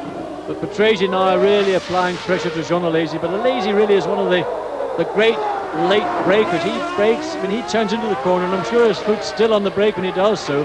For Patrese to get past, he's going to have to think it out very well, because Alesi is going to be an extremely tough man to get past. And Patrese, the back end, dropping away from him there as they come out of that tricky corner onto the start-finish straight. This perhaps is where one of the few overtaking opportunities, and Patrese weaving from side to side. There are 2 long straights on this circuit and those nice slow corners at the end of them, and that does make for overtaking. Yes, but Alesi is oh so late in the brakes. Here we see again a long shot of Prost, Mansell, Patrese in a real 4-wheel drift. We don't see that too often all these days in motor racing, but there you saw Patrese coming onto that corner in 3rd gear with his foot right up against the bulkhead. All 650 or 60 horsepower of that Renault B10 engine fighting through the rear wheels. Well, as you say, a nice full-blooded slide. A lot of purists would say that if we got rid of the aerodynamics and we went back to the all-opposite lock and elbows form of motor racing, it would be more exciting. You get the opportunity to see it on a circuit like Phoenix where there isn't enough speed for the aerodynamics to come into effect, and you do get that loose back end. Yes, and it's great to see it too. It does look like the guys are trying. But Patrese, I think, now has decided, well, I've had a go at him once, I've had a go at Alesi, I'm going to have a little rest, just drop back, give myself a chance, catch my breath, and then probably in another lap, 2 laps, we'll see Patrese then close back up to the rear of Alesi's Ferrari. But this man, Gerhard Berger, must be wondering what's going to happen to him this season. He had an awful year by his standards last year at McLaren. I felt that for 1991, Berger really would come of age at McLaren, but so far in Phoenix, we're not really seeing too many fireworks for Gerhard Berger. And one maybe begins to wonder if he isn't able to perform at a level parallel to his teammate Ayrton Senna. Are McLaren going to keep him? They've already got American driver Michael Andretti under contract, under a testing contract. And I wonder what the long-term plans of McLaren are. Well, as you were saying in the first 2 days of this meeting, Gerhard Berger tending to overdrive in his attempts, I think, to catch up with Ayrton Senna, and I think that Gerhard Berger must have had a very long talk with himself last night. He seems to be driving much more, as you say, within himself, much more tidily. Yes, but at the same time, it's not only Ayrton Senna he's got to beat. He's behind the two Ferraris and the two Williams as well, so it's not just a question of matching his own teammate, Ayrton Senna, which is difficult enough, but he's being beaten by 4 other cars into the bargain. Well, coming up to the end of lap 13, Senna still very much in command at the front of this race, followed by Prost, Mansell, Alesi, Patrese taking a breather. Then it's Gerhard Berger, 7th place now. Nelson Piquet is followed by teammate Moreno, then Stefano Modena, Emanuele Pirro holding 10th place, which is no bad thing from him, and Bertrand Gachot right behind him, also a pleasing position, I think. Yes, it is. Gachot started 14th on the grid. He was 13th in the early laps. We've now got Gachot and the Jordan Ford up to 11th place. Well, good result so far for Bertrand Gachot. This is where we find out the reliability of the Jordan. A question mark hangs over that, and it will be answered at the end of this race. So, this is Phoenix, Arizona, the American Grand Prix. 13 laps old. Join us again in a couple of minutes. Claro que a estreante aqui em Phoenix está comportado de uma forma magnífica. Os técnicos da Honda parece que conseguiram mais uma vez resolver todos os problemas na fase de desenvolvimento e preparação da nova época. O desenvolvimento do motor e preparação da nova época apresenta-se aqui em Phoenix já particularmente tudo de tal forma que se reduzem que Senna ao fim de 13 voltas tenha 6,8 segundos de vantagem, isto quando Mansell se aproxima bastante de Prost, está apenas a meio segundo de Alan Prost. Portanto, francesa Ferrari, que se encontra na segunda posição, parece não consegue de facto ir atrás de Ayrton Senna e parece estar com problemas para se aguentar o ritmo do Nigel Mansell. Entretanto, o Patrese continua a insistir, fez a melhor volta até este momento, a sua melhor volta até este momento, ganhou meio segundo, já Alesi depois de ter perdido alguma coisa. No entanto, o Ricardo Patrese fez aí algumas voltas já bastante colado à traseira do Ferrari do Alesi. Isso aí provoca sempre grande... Welcome back to Phoenix, the American Grand Prix, lap 14 in progress. Ayrton Senna leads from Alain Prost with Nigel Mansell third and Jean Alesi in 4th place. Eric Bernard has already retired, Mika Hakkinen has been off and rejoined, and Martin Brundle has rejoined from the pits during that break. Well, Richard, I'm looking out of the pits across to the pit lane, and having been told that, well, there's not expected to see any pit stops, virtually every team has now got 4 sets of 4 tyres out in the pit lane. We're only on the 14th lap, coming up to the end of the 14th lap. We're hardly into a quarter distance in the race, and already teams are considering getting their tyres ready. They've got the tyre warmers on, so maybe there's something happening that we're not aware of. Well, before this race we were told that everybody was going to try and make it in one hit. No pit stops were planned or expected, but there's always a question mark on a circuit like this. There's always a question mark in weather like this as well. We did speculate as to whether Ayrton Senna would do one of his favourite little ploys and open up a nice big cushion and then try and sneak in a pit stop, but the entrance to the pits is marked by that very slow chicane. It's a big gamble, isn't it? Yes, there's a lot of time you would be lost coming into the pits, but Senna has currently got a 7.7 second lead over Alain Prost, who's in 2nd place. So Senna's in fact extended his lead. He got it to 4.5, then it stayed there for a time. Now he's extending it again. Prost, 2nd place. Mansell a further 1.5 seconds behind Prost. Then Jean Alesi a further 2.8 seconds behind Mansell, and Riccardo Patrese now right on the gearbox of Jean Alesi's Ferrari. Well, this is Patrese's 3rd attempt at that, and he's had 2, and some of those got fairly hairy, didn't they? Well, Alesi is so late on the brakes. I mean, it's impossible to... I just don't know how he gets away with what he does. He comes up to a corner. Now, Patrese is a late braker anyway, and you could see at the end of the pit straight a number of laps ago that Patrese was well on the brakes before Alesi got anywhere near his brake pedals. Well, looking out of our window, Mika Hakkinen is back in the pits again with the Lotus. He's been in once after a lock-up for a reason we don't really understand, because there was no clear cause for it. He's been out again, he's back in, but we're watching Ayrton Senna, and really no surprise to see this Brazilian, the reigning world champion, controlling this race in the way that he has. He controlled the qualifying from Saturday onwards, he controlled the warm-up, and he went to the start of this race with an enormous psychological advantage, as well as 1 second in qualifying and in warm-up times over his nearest rival. Well, just last night I saw him having dinner, and he was so relaxed, so at ease with himself. He wasn't even out with his team, he was out with some other friends from Brazil and some friends from America. Totally relaxed, very unlike Ayrton Senna. Normally he's very intense, very withdrawn. He wouldn't be out having dinner in a restaurant. He may have something with the team or something in the hotel bedroom, but there he was out completely at ease, and that reflects in the way he's driving. He's now got an 8-second lead over Alan Prost. He is just doing the job he knows so very well to perfection. Well, we're coming up to quarter distance on the clock, if not actually on the lap chart, and that's a point worth thinking about. 82 laps or 2 hours. 2 years ago it went 2 hours, and it was flagged before the total number of laps had been run, and there's a possibility that we may see that again this year. Well, we keep seeing a car in the background there. It looks like, I would say, Aguri Suzuki's LaRousse Lola Ford coming slowly. Looks like he's going to have an early bath as well. So really a very disappointing race for LaRousse, having had all that aggravation, terrible problems regarding who has got the title to the car, and therefore the points that go with the team. Now we've got a lot more traffic. These are cars that are about to be lapped.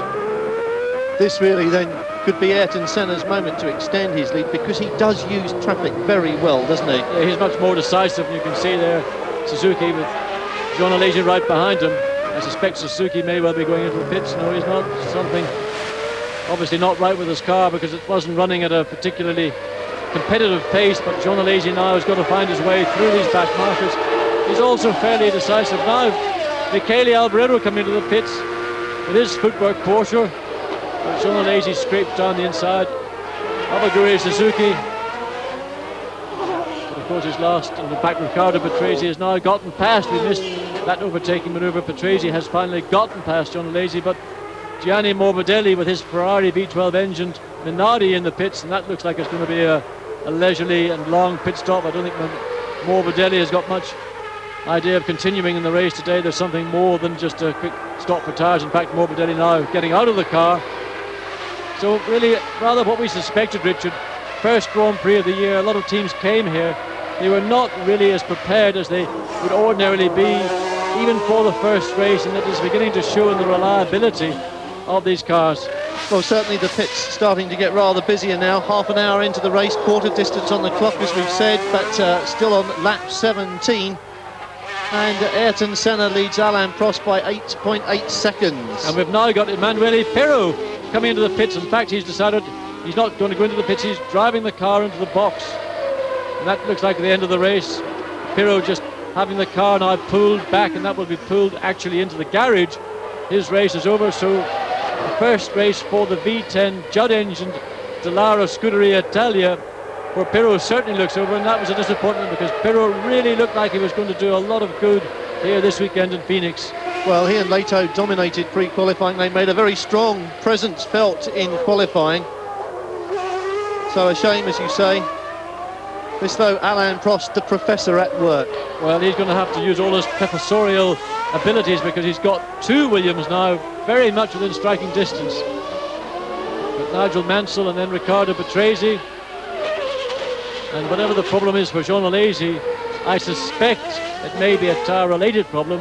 Alesi did use his car and those tyres very, very hard in those early opening laps of the race. Of course, the car brimmed full of fuel, something over like 40 gallons of fuel in the car for this race, and V12 engines are generally that little bit more thirsty than the V10 or the V8 that the other competitors are using. The Renault, of course, is a V10 engine.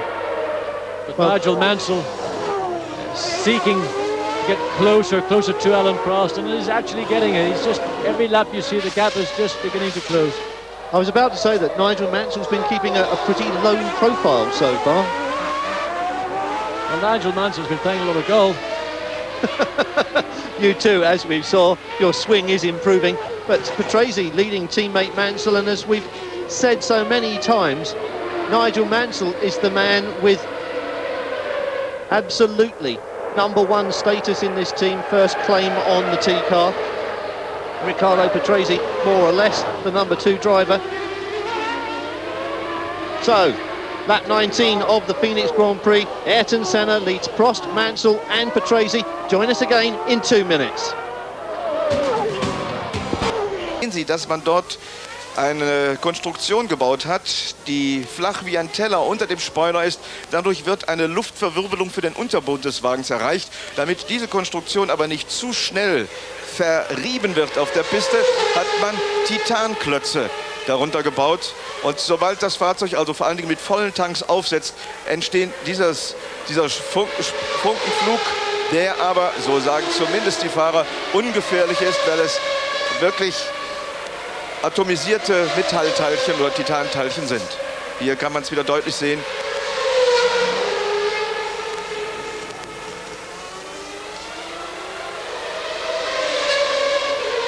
Inzwischen hat Dieter Stappert Eric Bernard vor die Kamera bekommen und wir hören uns an, was Eric Bernard zu sagen hat.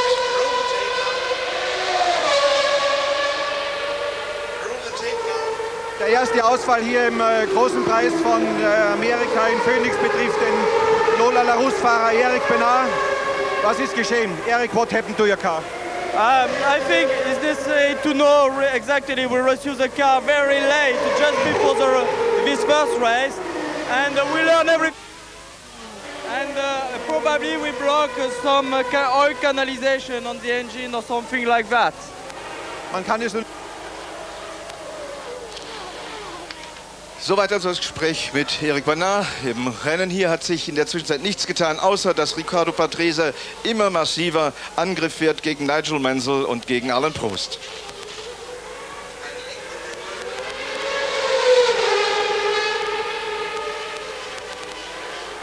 ...20 Runden von 82 sind inzwischen gefahren. Unveränderte Reihenfolge. Senna, Prost, Mansell, Patrese, Alesi, Berger, Piquet, Moreno, Modena, Capelli, Nakajima, Gascho auf Platz 12, dann Martini. Mit der Startnummer 17, da fuhr Nigel Mansell zu weit raus. Schade, dass die Kamera nicht drauf geblieben ist. Phoenix and the US Grand Prix, first Grand Prix of the season, and you join us as we're trying to follow a fascinating battle between the two Williams. Riccardo Patrese chasing hard after his teammate and really getting very serious. Well, in fact, I think Nigel Mansell got slightly off the line going into one of those corners, and Patrese, I think, may well have sneaked underneath them. We're just going to wait now and see as they come past the pits. In fact, Mansell has managed to retain that third place, but Patrese breathing all over him. Patrese coming out alongside Mansell now. Mansell, of course, oh my goodness, what are you doing? Oh dear me, Nigel, you should have let him go. That was totally and utterly unnecessary. Patrese was committed down the inside. You should have let him go through. You may well have got past the next corner. Of course, Patrese is the one that's come out of that the loser, but really a moment which could have taken both those cars out. Patrese had a legitimate shot down the inside, in spite of being the #2 driver in the team. Mansell should let him go. I take it being the #1 and #2 means that there isn't a no overtaking rule between those two. Well, I don't know what there is within the team. There's nothing publicly stated that one cannot overtake the other, but Patrese had got himself into position to pass, and it was a really, I think, foolish manoeuvre on the part of Mansell to try and challenge him. Patrese was sufficiently far up to take the corner, and Patrese really then was comparable. Let's watch it again. Patrese comes up alongside Mansell. Now he's on the right-hand side, on the dirty side of the track. He said, look, Mansell started to come through. Patrese locked up a brake. Mansell then pulled back to the left, let him go through. But of course, really, that situation need never have arisen. Both drivers have lost time. Patrese, of course, lost a lot of time. Well, Frank Williams must have shut his eyes watching that on the monitor, because he was looking at the end of both his cars there, possibly in this race at least. I think probably both drivers closed their eyes as well, because to me it looked like the inevitable collision was about to happen. So Nigel Mansell retains his position. Ayrton Senna leads Alain Prost by a considerable margin now, John. Yes, 14.5 seconds, and really, unless something goes wrong with Ayrton Senna's V12 Honda McLaren, he's got this race sewn up. But of course, we've seen in the past, totally unexpectedly, something happened. We've seen Ayrton Senna lead races. We have said he's got the race in the bag, and all of a sudden, Senna's out of the race. Well, so let's not anticipate too early in the game what might happen. We're only on the 22nd, 23rd lap now. A long way to go, and an awful lot can happen. There is the top six, changed, as you can see, by Patrese moment in that mix-up with Mansell. Senna, Prost, Mansell, Lacey now fourth, Berger fifth, and Riccardo Patrese in sixth place. And I think Riccardo Patrese is going to be a very, very unhappy boy. I'm sure he felt that that overtaking manoeuvre was a legitimate overtaking pass. Words in the pits later, perhaps? Well, I think by the time they get back to the pits, all that anger and fire will be dissipated, but it certainly would be a disappointment for Patrese because he was undoubtedly the quickest of those three cars at that particular point in the race. And we're looking at Gerhard Berger now, closing up on a Lacey, I think, by the way he's going. That's Ayrton Senna, chop changed completely, but it looked to me as if Berger was encroaching slightly.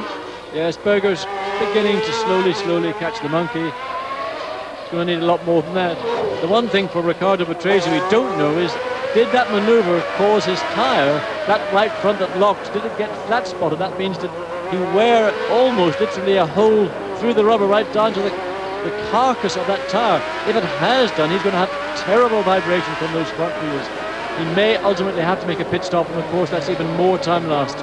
Well, as we were saying earlier on, that looks like a possibility which all the teams here are considering in Phoenix. Having said that they're all the Goodyear runners are on D's, all the Pirelli runners, bar Martin Brundle, I think, were on the same compound. Neither camp expected any of the teams to make a pit stop, and now looking at the pit lane, every team has got a stack of tyres out, and it may well be that Riccardo Patrese will not actually suffer too much if he does have to come into the pits. Well, the pit lane will be relatively free, but of course it is the time that you lose coming into that pit, the time lost changing the tyres and getting back out and getting up to speed. So really, if he had to make a pit stop, I would say his chances of a top six place would be very little indeed, other than if other people suffered unreliability. Well, that's the only question mark that I can see now hanging over Ayrton Senna. Everybody refers to Alain Prost as the professor, but Ayrton Senna really is I was going to say clockwork, but that's outdated. This man is a computer while he's racing, isn't he? He's also a good psychologist, because just before he went out to do that blistering qualifying lap on Saturday afternoon session, Prost had just put himself onto pole position. Ayrton Senna walked quietly over to his car, got in, got his helmet on, drove down the pit lane. He got to the Ferrari pit, stopped, looked across at Prost, stuck one finger up indicating, now I'm going to be in pole position, and then just drove down the pit lane and actually got the car on pole position. Now, just looking at our timing here, we've got Riccardo Patrese, who is in sixth place. He's actually set the fastest lap of the race, so his tyres can't be in such a bad condition after all.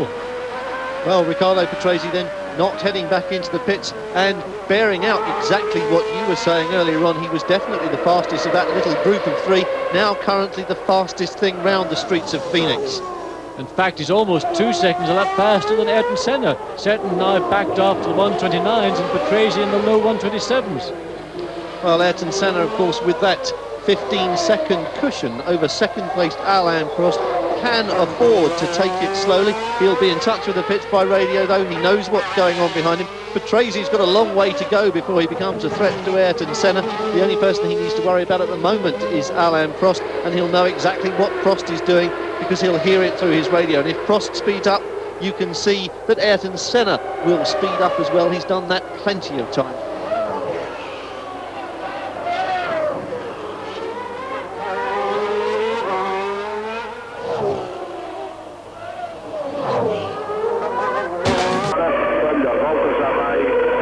Geht und aussieht. Und da, denke ich, muss man Senna recht geben.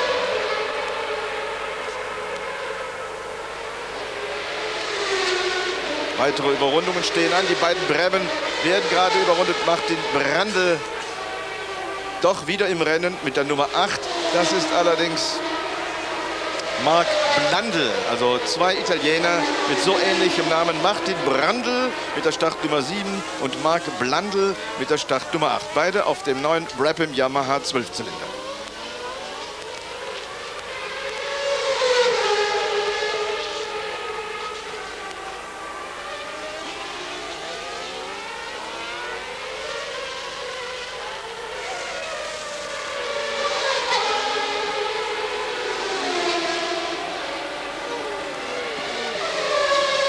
Gerhard Berger und direkt hinter ihm Riccardo Patrese. Blundell macht Platz. Das wird hart werden, was wir jetzt da sehen.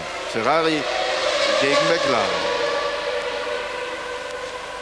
Alesi gegen Berger.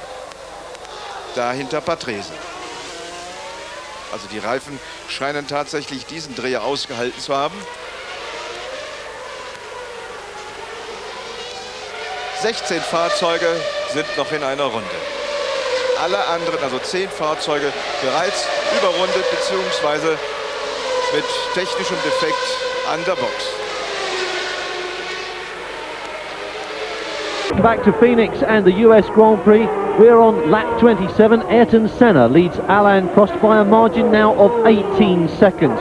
Nigel Mansell is third, Jean Alesi fourth, Gerhard Berger fifth, and Riccardo Patrese. We've already lost Eric Bernard, Michele Alboreto, Gianni Morbidelli, Emanuele Pirro. And I think also Mika Hakkinen now out for good, so the race beginning to take its toll, and also just in that middle order, 3, 4, 5 and 6 beginning to hot up somewhat, John. Yes, all the action is happening right here with Alesi, Berger, Riccardo Patrese. Patrese, you remember, was the man that lost out in that duel, that shootout into the first corner with Nigel Mansell.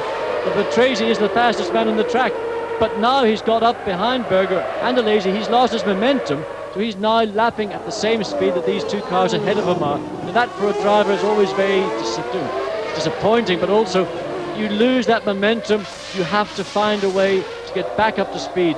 And really, for Patrese at this point, he would be better off not trying to shadow Berger's McLaren literally right up his gearbox, just to ease back and then make another charge at the point of the track where he knows he's got a chance to pass. Try and catch Berger unawares. You're not going to get past him by running right up his gearbox. Berger will counter any move that Patrese might make. So it's strategy that's going to count for position here right now. How much do the aerodynamics make a difference here on these? They are short straights, aren't they? There's not so much of a toe there. There isn't really a big advantage of being tucked up under that back wing, is there? No, it's all about acceleration down these straights. The cars are not really reaching their ultimate terminal velocity. But of course it's important to get out of the corner, to be able to get on the power through the corner and accelerate out of the corner. That's where you gain the benefit, especially on these type of street tracks. But Patrese has now lost that momentum. The momentum that carried him up very quickly to Berger and Alesi, that is gone. He's now dropped by maybe 3 seconds a lap of what he was capable of doing on his own. If he could get past these two cars, he could probably get back up to that speed and draw himself up towards his old teammate Nigel Mansell, the man that ultimately was involved in that sort of little fracas at the end of the pit straight. Well, looking at this situation at the moment, Gerhard Berger has obviously seen Riccardo Patrese coming, wants to get out of his way, and it looks now more like Gerhard Berger sizing up Alesi than Patrese looking for a way round Gerhard Berger. Well, I think Patrese is just weighing up that situation. He's going to look around the track and see where he feels his advantages are strongest, where is Berger weakest, and if he can marry those two ploys together, then he will have a chance to get by. But of course, having lost something like 2.5 to 3 seconds a lap on his potential, it's frustrating. It really is. When you get stuck in some situations like this, you've got to retain a very, very cool head. You've got to think very, very clearly indeed about what you want to do and where do you think you can do it. Patrese then following Gerhard Berger and watching him very carefully to see where his opportunities lie. Berger doing the same, looking for his way round Jean Alesi. At the front, Ayrton Senna with a slightly smaller margin over Alain Prost, 17.5 seconds. Mansell third, 1.5 seconds behind Prost. And then there's a 4-second gap back to this little fight, Alesi, Berger and Riccardo Patrese. And these three separated, well, they put half-second times up on the computer, but quite frankly, a cat's whisker between them. Yes, indeed. In 7th and 8th place, we've got the two Benetton Fords. Look at that, Gerhard Berger having a little sniff at Jean Alesi, but that is not the part of the track to try and pass Jean Alesi because he just shuts the door.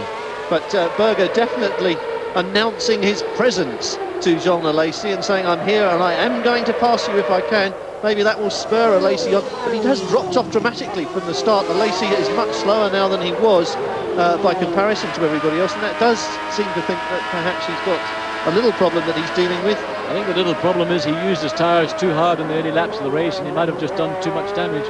We were in car there with Ayrton Senna. You may have seen his hand come across his helmet. What he is doing is pulling off one of the tear-off strips that a driver puts taped to the front of the visor on his helmet. During the course of race, lots of rubber, dust, road, rubbish that gets on your visor. So you wear 2, possibly 3 clear, thin films of perspex, and at different points in the race you'll take those off. Now here we have Jean Alesi in the Ferrari. He's the man that is trying to defend that 4th place from Gerhard Berger, and of course Berger's got Patrese on his gearbox as well. Well, as you were saying, dust, this Phoenix circuit very, very dusty. When we came here on Friday, it's cleaned up, there's some rubber, there is a black line now, and there is more grip, but that's always a danger, just one step out of line, as Jean Alesi knows only too well, can pitch you straight into the wall.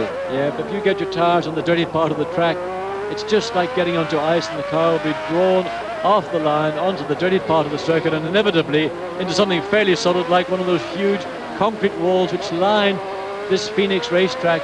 Like all racetracks in North America, the barrier is a concrete barrier. It's very heavy. If you hit it, it damages the car. It doesn't do much to the barrier, but I tell you what, your car will not be going very much further. Well, Alesi just correcting and keeping his car out of the wall, and if you watch this on board, you can see just how closely he brings it in some of these corners. Some of the spectators we were talking to, the Americans, who are actually amazed by how quickly these cars accelerate. And I think this new circuit has done that for the sport in North America. The people that we've spoken to here in Phoenix are absolutely astounded by how quickly they build up speed and how finely they drive, how close they come to those concrete barriers. Well, of course, they're very light, these cars. They're only 505 kilos, and they've got something like 670, 680 horsepower. So the power-to-weight ratio is pretty impressive. Nothing like, of course, as good as that of the turbo cars we saw years ago. Now here we have, is he going to make it or not? Oh, Riccardo Patrese just scratches through. Gerhard Berger now down in 6th place. Jean Alesi in 4th place. Riccardo Patrese 5th. And that has opened up that little battle. In fact, we've seemed to have lost Gerhard Berger. Well, there are the positions. Senna in a world of his own. Prost, Mansell, Alesi, Patrese, I think now building up to that rhythm you were talking about. He's got a bit of air between himself and Alesi. He's got something like 2 seconds to make up where he has been sitting on Gerhard Berger's tail. That may allow him to develop the rhythm that you were talking about and to come up with that rush of speed. Yes, in fact, I would think that Patrese, you can almost see visually. Now, there was an oil flag on that corner. That was that yellow and red bar flag that you saw. Now, somebody may have dropped oil, or there may be something in the circuit that the marshals, the corner workers, are wanting to indicate to the drivers, so we have to keep an eye on that particular corner. But this man, now that he's got past Berger, will have a chance to close up to Jean Alesi, and I would imagine by the end of this lap they're about to begin, we will see that Riccardo Patrese has closed up to within striking distance of Jean Alesi in that B12, that howling B12 Ferrari.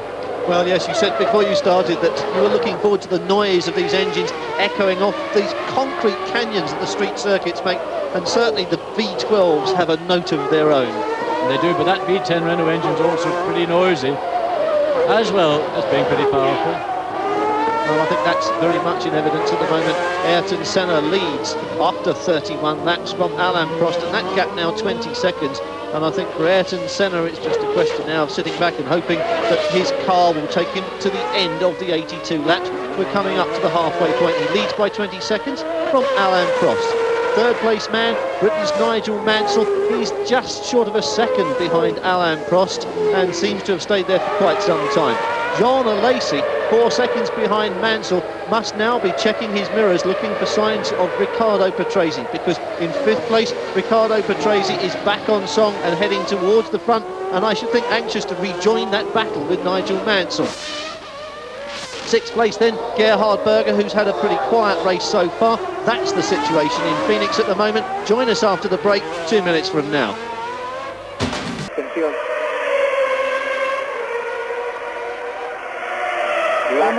La carrera sí puede echar chispas en la lucha por la segunda plaza de Prost y Mansell, Alesi, Patrese. Soweit also Gigi Leto und Emmanuel Pirot nach ihrem Ausfall. Hier hat sich nichts verändert an der Reihenfolge. Senna, Prost, Mansell, Alesi, Patrese, Berger, Piquet, Moreno, Modena, Capelli, Nakajima, Gachot, Martini, Terry Boutsen, Gugelmin. Diese 15 sind noch in einer Runde. Dann kommen Larini, Blundell, Suzuki, Tacchini, Alboreto, 3 Runden zurück. Häkkinen 3 Runden zurück. Und Martin Brundle 5 Runden zurück.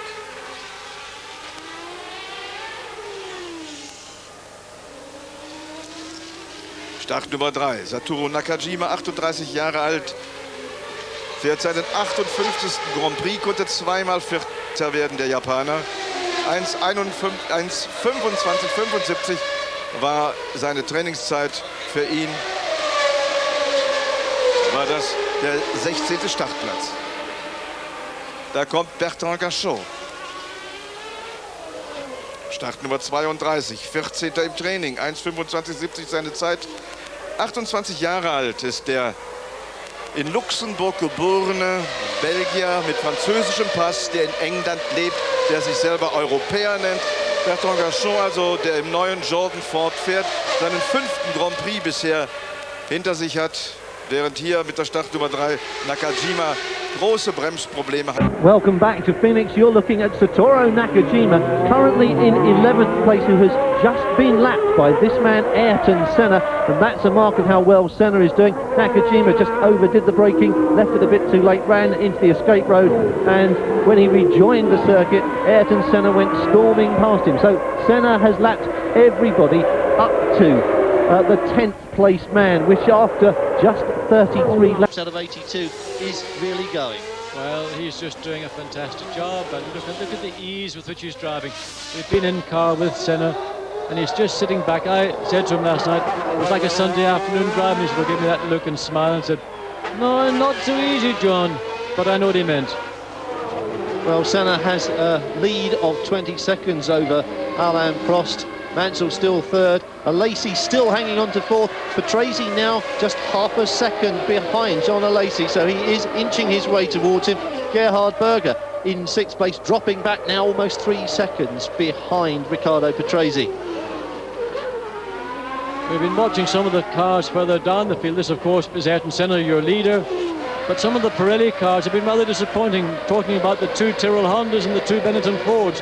We had anticipated that Pirelli really would be very, very strong indeed here at Phoenix, because Phoenix traditionally has been a good circuit for the Pirelli tyre. But in the race, and in fact throughout qualifying, Pirelli appear to have lost that edge that they have on the street tracks.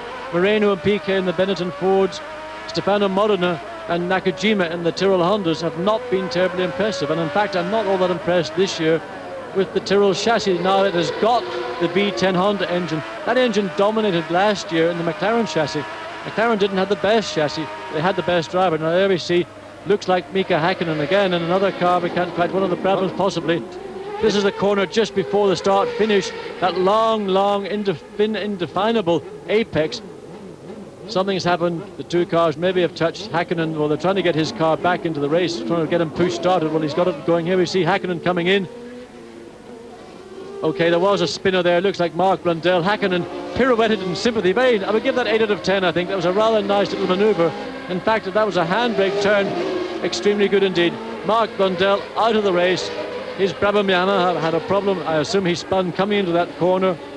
Lost the engine, and that's it for Mark Blundell. His first Grand Prix here in Phoenix. Not the most memorable, but it's part of the learning curve any young driver has to go through. Well, Blundell out of it, and Häkkinen, as you say, a good 8 out of 10 for star quality on that spin. Caught it. We've seen him do that quite a lot, actually, during the past couple of days in qualifying. Häkkinen still in the race, and that is encouraging for Lotus. I think the finish here in Phoenix will be the encouragement they need. Well, suddenly we've got Nigel Mansell down in 6th place. We haven't been able to see what's happened to him. John Alesi 3rd, Patrese 4th, Gerhard Berger 5th, and Nigel Mansell back in 6th place.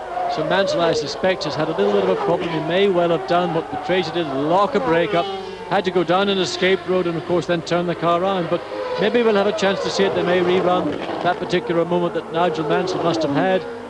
Whatever it was, well, there we see Nigel Mansell is out of his car, out of the race. He is trying to push the car back into the gap. This is the start, finish straight. Not the most advisable thing to do. The marshals, the track workers really should be doing that. Nigel, stop pushing the car. You've done enough work for today. That's not really permitted, pushing the car against the flow of traffic. But of course the man is a Trower. He wants to get his car out of the way. It's not really in any great dangerous part of the racetrack. One suspects it may be a gearbox problem. Maybe you see Mansell coming round. He's got his hand stuck up in the air. Something is wrong. Alesi goes through, Patrese goes through. Whatever the problem was, Mansell allowed, and look at that, Patrese looking to see if he can get through. This time Jean Alesi, but Alesi having none of it, shutting the door. Look at that, after even 36 laps, Mansell still has the strength to drag that car back to the safety behind the walls. Disappointment for Nigel. Remember, this year every race counts for the championship outcome, so he will be disappointed not to pick up something in the top 6. Anything in the top 6 is a bonus. These 2 races here in Phoenix and then 2 weeks' time in Brazil are really races that are almost outside of what drivers consider to be the championship. These are the bonus races. Anything you gain here is a big bonus for the rest of the year. Well, Senna still the leader. Prost in 2nd place, Alesi 3rd, Patrese 4th, Gerhard Berger 5th, and in 6th place now Nelson Piquet with Roberto Moreno, his teammate behind him, in 7th place. 36 laps completed there. Nigel Mansell walking back to the pits. We're assuming a mechanical problem. There are those who may say, well, after that little moment with Riccardo Patrese, poetic justice has been done, although I think it's a little on the harsh side. I think that is a bit harsh, Richard. Oh, and Gerhard Berger's McLaren has stopped. We don't know what the reason for that is, whether that's where he's spun. In fact, on Friday he had a very spectacular spin in Friday qualifying, but that looks like the end of Gerhard Berger's day, and really a very, I have to say, unconvincing performance from Gerhard Berger really throughout the weekend. Still uncomfortable in the cockpit of that car, but that changes the top 6 because that will elevate Piquet and Moreno.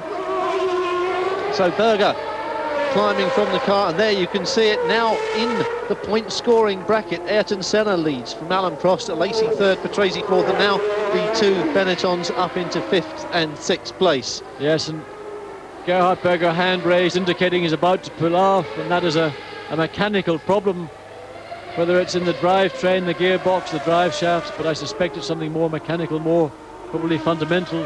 Engine Gerhard standing there really wondering, what have I got to do to get some success from this, the most successful team currently in Grand Prix racing, McLaren Honda. Well, perhaps Gerhard Berger's problem is what slowed him down. Maybe he's been fighting that since the start of this race, and maybe that explains that somewhat, as you say, lackluster performance. Maybe just a quick glimpse of Nigel Mansell walking back to the Williams pits and not really looking very happy at all. I think the problem probably lay in the gearbox. They've had a problem with this gearbox throughout the weekend. They really haven't had the amount of time with the car on the racetrack that they would have liked. The car looks very encouraging. Indeed, the performance, I think, is a vast improvement over what we saw in the second part of last year, but nonetheless, Mansell now out of the race. Well, this man very much in it. You're looking at race leader Ayrton Senna in front of Alain Prost, and Nigel Mansell, who was 3rd, now out of it. Join us again for more drama in Phoenix in a couple of minutes.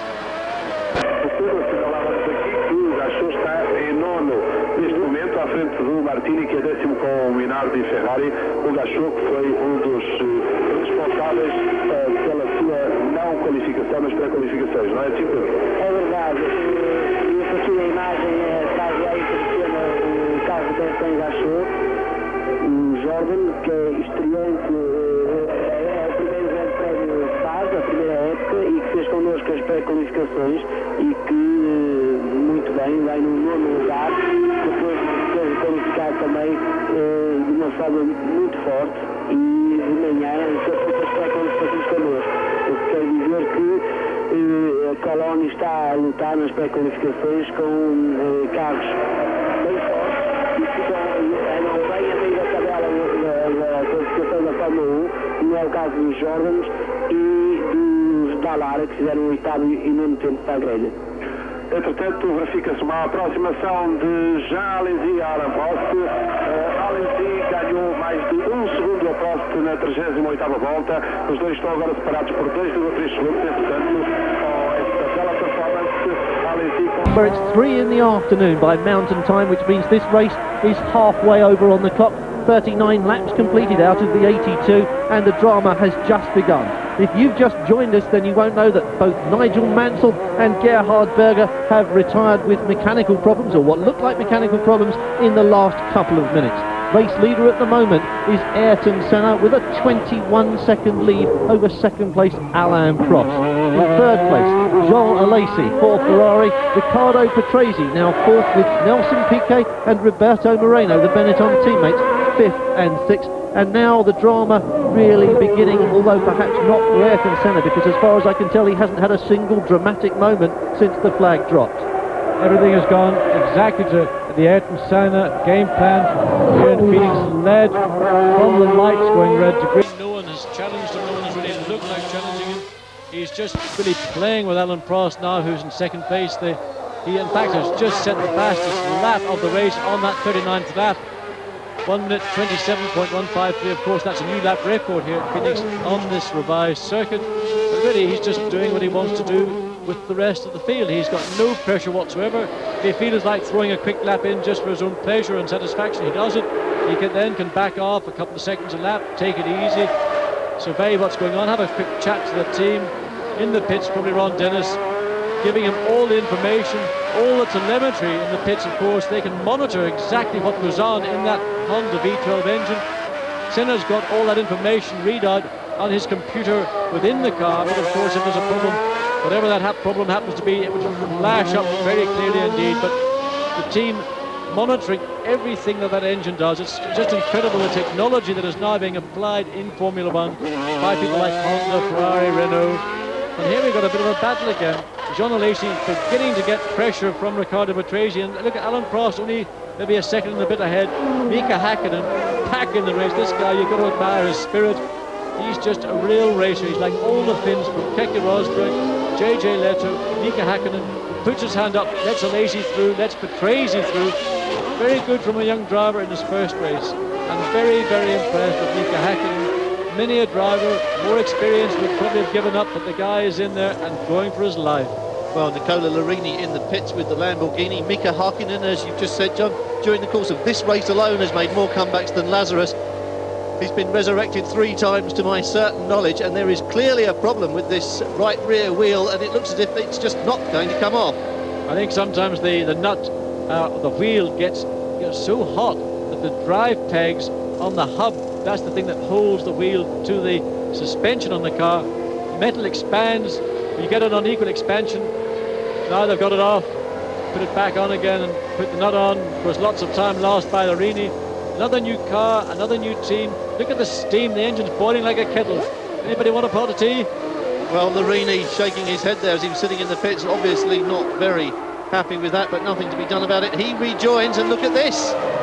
Riccardo Patrese trying to get past the ever-late braking Jean Alesi, and I think that Patrese really should forget about trying to get past Alesi at that part of the track. It appears that the V12 Ferrari engine's got just that little bit more top-end speed than the V10 Renault engine in Patrase's Williams.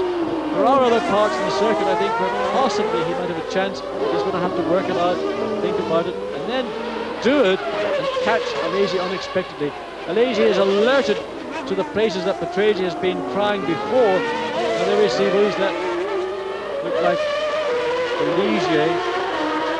Thierry Boutsen didn't get a very good look at the car, that powder blue Ligier Lamborghini, rather an attractive looking car, not particularly competitive. Yes, it is Thierry Boutsen removing the steering wheel, deciding, well, can I get out, or are you going to tow me away? And that's not the right place to put a tow rope, my dear friend. That is one of the worst things that Marshall should do, or can do. That rope should be placed around the roll hoop. There's an eye in the roll hoop. By placing that tow rope there, put strains and stresses on the suspension of the car. Normally, it doesn't really matter, the car is going to be out of the race anyway, but sometimes you see Marshall's track workers doing that, and that has led occasionally to retirement. Ivan Capelli in the pits, he's come in for a cup of tea by the amount of smoke and steam coming from the back of that Ilmor V10 engine. That's elevated Bertrand Gachot now up to 8th place in the Jordan Ford. The first Grand Prix for the 7-Up Jordan team, and they're now in 8th place. Bertrand Gachot having his first Grand Prix for over a year. Last year he drove for Coloni, never made it out of pre-qualifying other than on one occasion. Bertrand Gachot in the race and now in 8th spot. Well, it just hasn't been a happy weekend for Leighton House. As we heard earlier, problems, and very strange problems, and now problems with that Ilmor. Well, I think in fact it's not the Ilmor engine itself, I think it's the gearbox. Now March, Leighton House have been having a problem with that gearbox quite a lot in testing, overheating. That looks to me like the gearbox has just plain cooked itself. Well, they add themselves to a growing list of retirements now, which includes, of course, Nigel Mansell and Gerhard Berger, and is now 7th or 8th name strong. The front of the field looks much the same as it has done since the start of the race just over 42 laps ago. Senna in the front with a lead now over Alain Prost of 25 seconds, and that is a fair performance even for this Brazilian, especially around these very bumpy streets of Phoenix. Ayrton Senna has come to grips with Phoenix in a way that nobody else seems to have managed. He's dealing with traffic in his usual way, and look at this, Ferrari planning a pit stop fairly obviously. They're waiting for one of their drivers to come in. We are just at the halfway point, and there it was. We just got a glimpse then of Jean Alesi coming in. Maybe you were right about the tyres. Well, it's no surprise Jean Alesi charged very, very hard in the early laps. Almost, I think he nearly lost the engine there as the car came down off the jacks. 7.93 seconds, a very good pit stop from Ferrari. But of course, the time lost coming into the pits, doing the tyre stop, going back out of the pits, is a lot of time to make up. Now, Jean Alesi has more or less got a clear track ahead of him. These cars, the Lamborghini, of course, is not a problem for him to get past. But on those looks, this is Patrese and Alesi. Patrese now coming up alongside. Perfect overtaking manoeuvre on the part of the track. I didn't think that he was going to get through, but really Patrese made that pass, not at the end of the straight. He made it at the beginning of the straight because he came onto the straight quicker, and that speed was being, he carried that speed all the way down the straight, popped out just before the corner, got alongside Alesi. Alesi could do nothing, had to concede the corner, and that was it. That's why, in fact, Alesi went into the pits. He's conceded the fact that his car is not running as quickly as it should do. He did run those tyres very hard in the early laps, and the hard he's paid the penalty for it. Well, Alesi then dropping down into 7th place. Ayrton Senna leads the US Grand Prix by 25 seconds from Alain Prost. Join us again in 2 minutes. Zurück, bevor die anderen aufschließen. Alboreto 4 Runden zurück, Häkkinen ebenfalls 4 Runden zurück. In einer Runde sind nur noch 7 Fahrzeuge. Senna, Prost, Patrese, Piquet, Modena, Moreno, in anderer Reihenfolge Moreno, Modena und Alesi. Bertrand Gachot auf dem 8. Platz liegend jetzt eine Runde zurück. Der Abstand zwischen Senna und Prost inzwischen 25,99 Sekunden.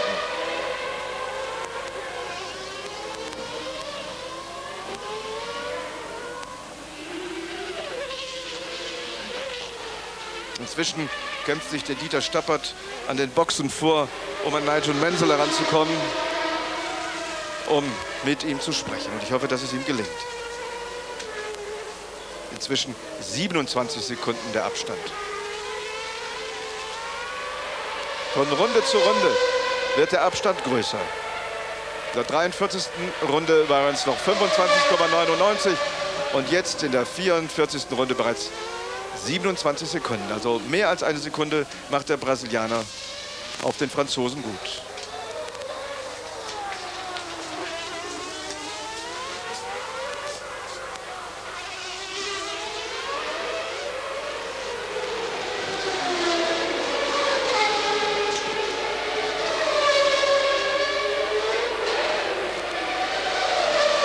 So, inzwischen ist Ivan Capelli nicht mehr dabei. Das Fahrzeug ist also zurück in die Box geschoben. Wie vermutet war der Schaden, den wir sehen konnten, doch so erheblich. Welcome back to Phoenix, the US Grand Prix. 45 laps completed. The leaders now on their 46th out of 82 laps. Riccardo Patrese having persuaded Jean Alesi that it was his overtaking manoeuvre that drove him into the pits. He's now sitting on the tail of Alain Prost. Prost in second place is 27 seconds, now 29 seconds behind Ayrton Senna, and quite clearly Prost losing ground as well, and it's quite possible that Prost has problems with his tyres too. Well, we're looking at the Ferrari pits. They're preparing a new set of tyres for Alain Prost's Ferrari, and the problem with Jean Alesi really was that he was wearing out his rear tyres. We heard earlier that Larini's car, when it came in, had we were talking about Larini's car when he came in and made that pit stop. Now look at Riccardo Patrese. No, he wasn't able to do to Prost what he did to Alesi. The problem with the tyres was that Larini's car came into the pits. The Goodyear engineers realised that the rear tyres were wearing much more quickly than they had predicted. Tyre wear was, well, we don't need a tyre stop. Alesi had used his tyres very hard, and it was the rear tyres on Alesi's car that was the problem. But look at Alain Prost. He's coming in. Prost now into the pits. Riccardo Patrese into second place. Now Patrese will, I'm sure, try and stay out. He's probably got not a great opportunity to catch Ayrton Senna, but he can consolidate. Let's just see how quick Alain Prost can get those new tyres on. That right rear is a problem. It's not coming off. Time lost. And Prost sitting there, well, how disappointing. That's one of the penalties of having to make a pit stop. Almost 16 seconds plus the time lost coming in and going out. Alain Prost's chances now of regaining his second place, I think, must be greatly reduced. Look on the left-hand side of the track as we look at it, and on the right-hand side you'll see like little black speckles. That is rubber. That is the rubber that is coming off those rear tyres, and that is why people are now beginning to make pit stops to change 4 tyres. They don't just change the 2 rears, they change all 4. Michele Alboreto in his Swoopwork Porsche has decided to call it a day. Whatever his problems are, there are effectively terminal, and really a very disappointing race for the V12 Porsche engine in its debut here in Phoenix. Well, Alboreto really cruised that final lap, and now you see the top 6 as it stands. Ayrton Senna, a commanding lead at the front, but there's nothing now but back markers between him and Riccardo Patrese, and it's Patrese who has been on the charge all the way through. He's dispensed with Prost and Alesi, and now will attempt to close the gap on Ayrton Senna. Well, we're looking down on the track from the Virgin Airship, and this is the section of the circuit just before we come into the pits, and that man Ayrton Senna, I believe, is about to come into the pits. Let's have a look and see at the end of this lap, will he actually decide to come in and change tyres? He's got 31 seconds of a lead over Riccardo Patrese. Now that 31 seconds will be absorbed coming into the pits, changing tyres and going back out, and of course there's always the risk that you might have a problem with one of those tyres, one of those wheels. We've seen McLaren in the past last year have a problem, wheel nuts, wheels sticking, and of course it's always a gamble, always a risk. But the McLaren team have been practicing wheel stops throughout the weekend. Unfortunately, they have to do it with the car when it is relatively cold. This car has been running for 47 laps. Everything is absolutely red hot. That doesn't include the onboard camera, which didn't look too hot to me. Alesi has just recorded the fastest lap on fresh tyres, so you know he's making his move. Yes, well, that's not unexpected. But Alain Prost now behind is it Stefano Modena? Yes, Ayrton Senna is in the pits, and he's got the tyres on, and he's about to go out of the pits. Oh, he missed a gear going past. Oh, and he's missed it again. Or else what he's doing is just hitting the thing, the engine's going right onto the limiter, and it just cuts out. Anyway, I think Ayrton Senna has managed to get in and get out and not lose his lead. If that is the case, then this man who virtually got the race in the bag. We speculated about this right at the beginning of this race, whether Senna was planning to open up that cushion and take that gamble. He's taken it. If he's in front of Riccardo Patrese, and he is, then it's paid off. Ayrton Senna, after that pit stop for tyres, still has a lead of 17 seconds over Riccardo Patrese. Patrese hasn't changed tyres, and he had that moment with Nigel Mansell, and his tyres could well have a fairly serious question mark hanging over them. Well, I wouldn't have thought he can compete now with Ayrton Senna on a fresh set of Goodyear D compound tyres, on tyres that have done 49 laps at the point you're watching Ayrton Senna. But that was a very good call from the McLaren team. Good strategy. They saw Prost coming in. Patrese was just taken second place from Prost, but there was sufficient gap between Senna and Patrese to make that call. It was a gamble. It could have gone wrong. It didn't. And now Ayrton Senna, really, all he has to do is just bring his car home. No heroics, no fireworks. Just keep everything pointing the right direction, and this will be yet another victory for Ayrton Senna. And what a lovely way to open the 1991 championship for him. 10 points. For the first time in Formula One history, we've now got 10 points going to a winner. Ayrton Senna, of course, has lost his teammate Gerhard Berger, retired earlier with mechanical problems. That now has to be the thing that will be living at the top of Ayrton Senna's mind. He's got his race sorted out, he's got his lap sorted out, he's done his strategy, it's all paid up. now he must have metaphorical fingers crossed underneath that dashboard. He may well do, but of course the Honda engineers will have, I would think they would have known what happened to Berger's car before even Berger knew there was something going wrong. Because of the telemetry that they have, they can see if there is a fault, they can diagnose it.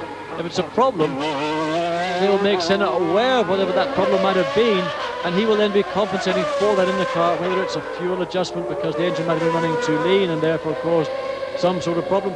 There are infinite adjustments that can be made to the car by Senna during the course of a race.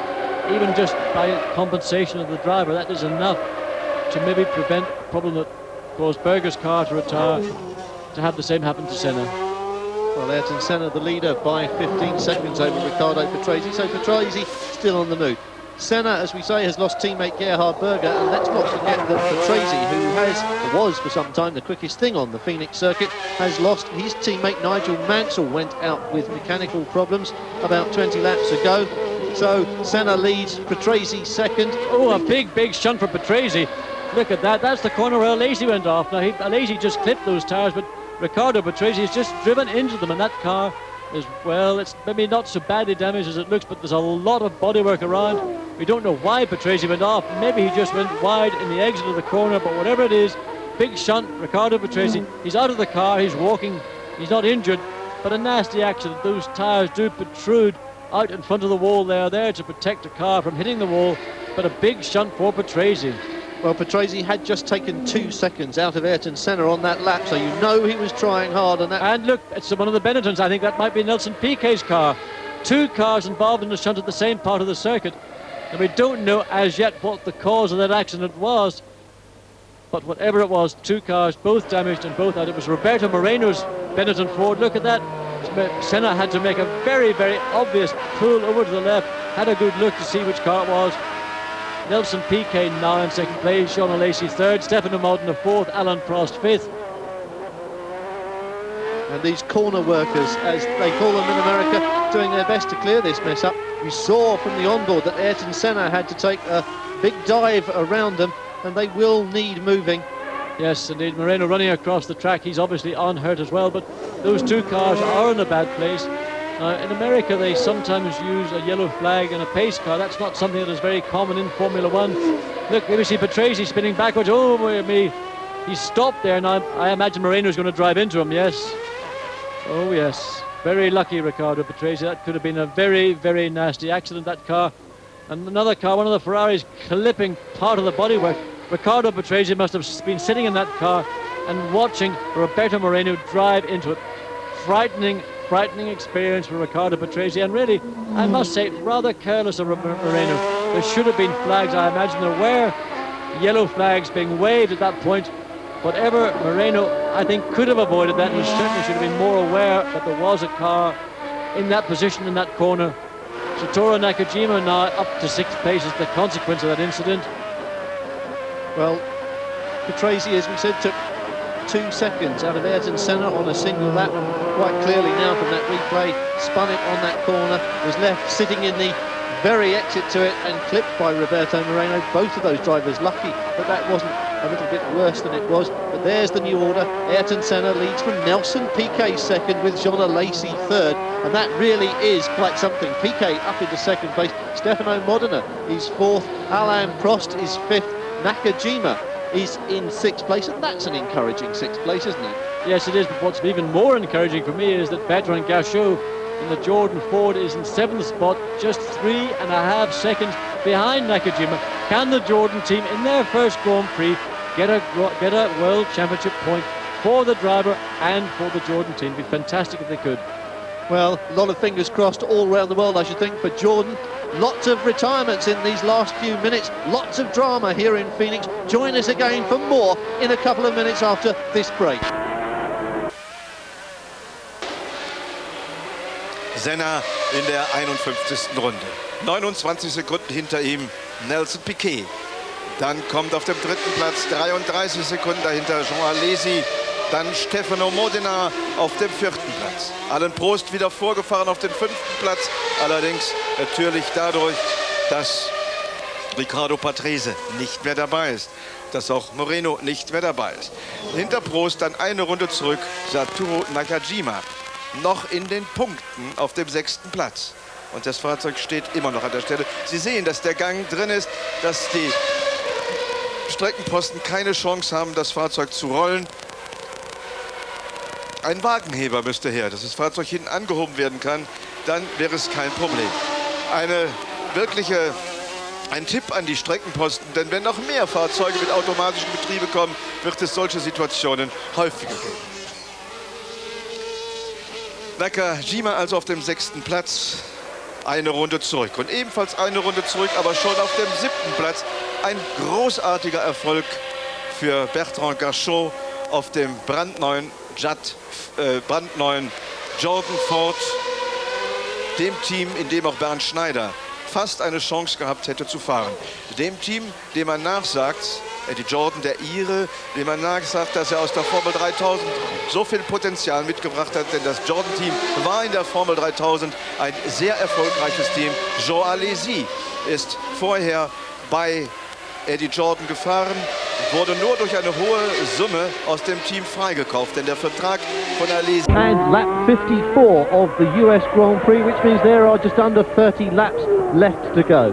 Brazilian and reigning world champion Ayrton Senna leads this race, followed but hardly pursued by a selection of other people, although saying that, John Alesi, having made a tyre stop, is definitely on the move.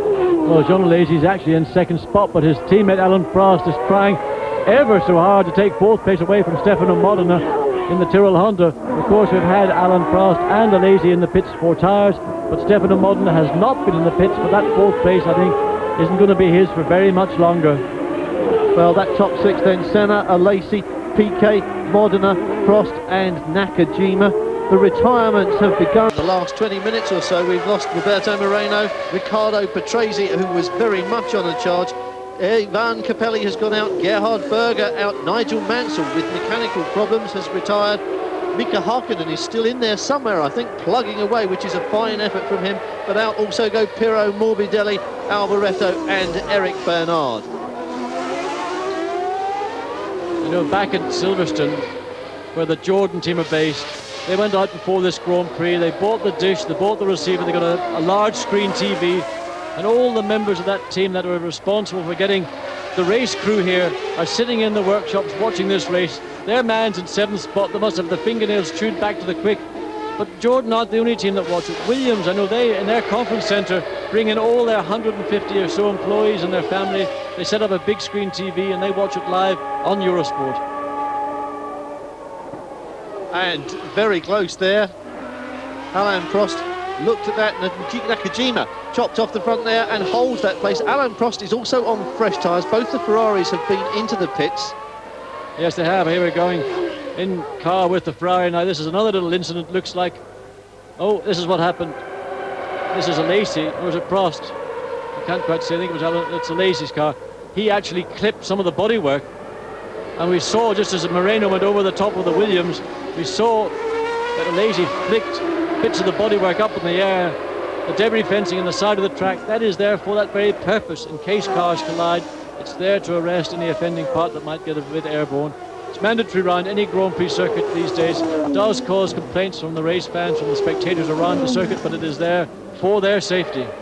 Alain Prost now chasing the engine, which robbed him effectively of the world title last year. Yeah, that V10 Honda engine now in the back of the Tyrrell chassis, it has now become Honda's customer engine, but it doesn't look to be quite as impressive in the back of the Tyrrell as it did in the back of the McLaren last year. Now, of course, Tyrrell are on the Pirelli tyre, and we are aware that the Pirelli tyre isn't quite as so competitive as it was here for Alesi last year. But I think that that Tyrrell chassis is undoubtedly one of the best chassis in Formula One, and we have to wait maybe until Interlagos to see the full potential of the new Tyrrell Honda package. Well, we're riding now with Jean Alesi, who is 2nd place after 55 laps. The gap between him and the race leader Ayrton Senna is a fairly substantial 34 seconds. I tell you what, early in the race I would never have guessed that Jean Alesi would be running in 2nd place, 34 seconds behind Ayrton Senna, the race leader, or that Piquet, Modena, would be in 3rd and 4th spots, or that Nakajima would be in 6th spot. But such has been the carnage here today at Phoenix. And if we go past those 2 cars, that was really potentially one of the most frightening accidents that you're liable to see. One car driving into the other. Now here the AGS of Gabriele Tarquini coming into the pits. He's going to get a fresh set of boots. The AGS team running fairly well down the order, but did well to get into the race at all. His teammates, Stefan Johansson, new to the AGS team, failed to make the cut. Tarquini did a very good job indeed. Well, this is Jean Alesi in 2nd place and currently behind Pierluigi Martini in the Minardi. Both these cars, of course, have got V12 Ferrari engines, so that you can contrast the difference in the cars. Prost where he is, Martini where he is. Well, Prost now has managed to slide by Pierluigi Martini. Of course, he was lapping Martini. That wasn't a race for position, but this most definitely is Alain Prost. Now coming up alongside Nakajima. Will Nakajima concede? Oops. Well, wasn't really terribly convincing about trying to keep the corner. Stefano Modena. Alain Prost now into 4th spot. Modena relegated to 5th place. And there you see the race order. Senna still in a race of his own, now followed by Alesi, Piquet, Prost, Modena and Nakajima. Piquet perhaps hoping to repeat the successes towards the end of last season, and Benetton very much a rejuvenated team. Yellow flags waving there, and that means there's something round the corner which these drivers should be aware of and take care for. I think what they may be doing is trying to remove, yes, the corner workers are now out on the track. Somebody has finally decided that those cars are in a dangerous place and they want to get them out of the way. So those waved yellow flags are to advise. In fact, you are required to slow down when you see a waved yellow flag. When you see 2 waved yellow flags, you cannot say, well, I didn't see it, mate. Ayrton Senna coming out onto the start-finish straight. I lie about that too. And there the yellow flags. It's Senna coming up onto this little Formula 1 scrap heap which is developing on this corner. And Senna really does slow down. You could see visually that he does slow down coming through there. I'm sure a lot of drivers are not quite as conscious about it or conscientious about it as Senna has been. Back in 6th spot, Nakajima has managed to pull a couple of seconds on Bertrand Gachot in 7th spot, so he has responded to Gachot's challenge, but we're only on lap 58, still a lot of motor racing left.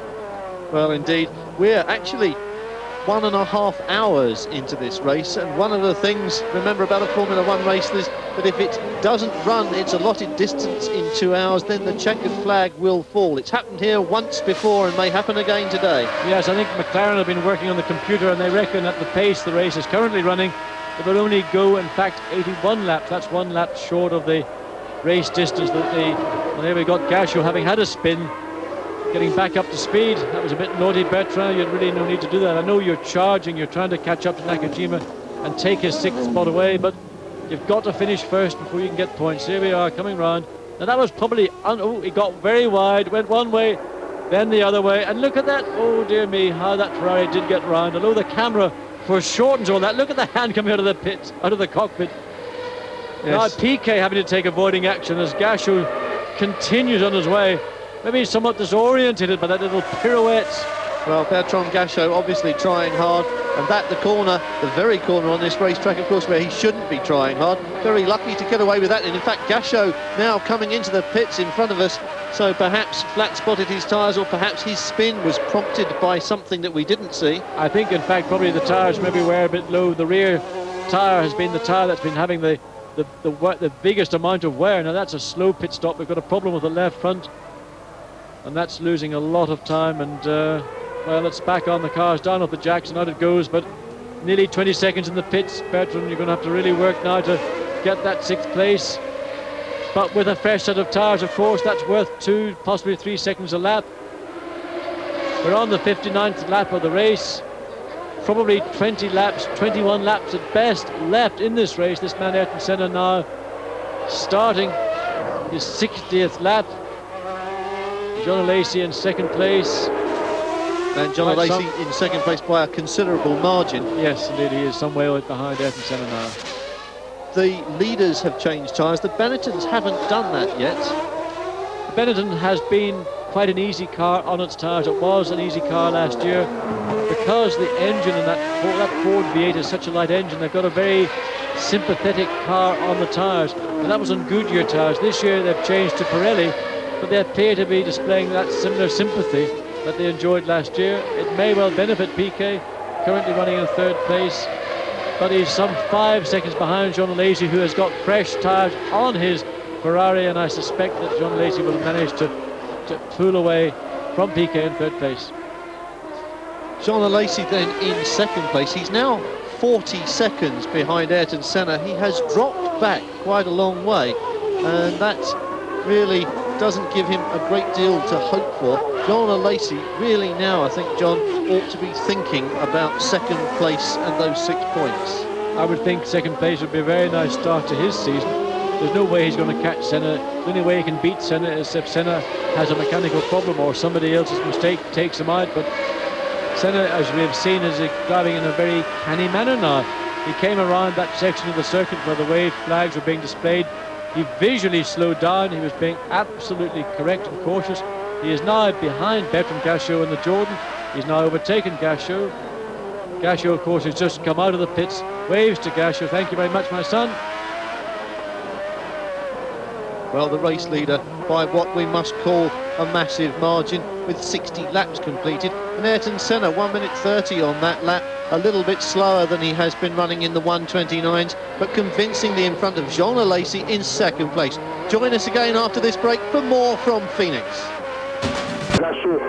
In der 49. Runde fuhr er 1:26,57. Also er ist eine ganze Weile doch schon her. 1:26,57.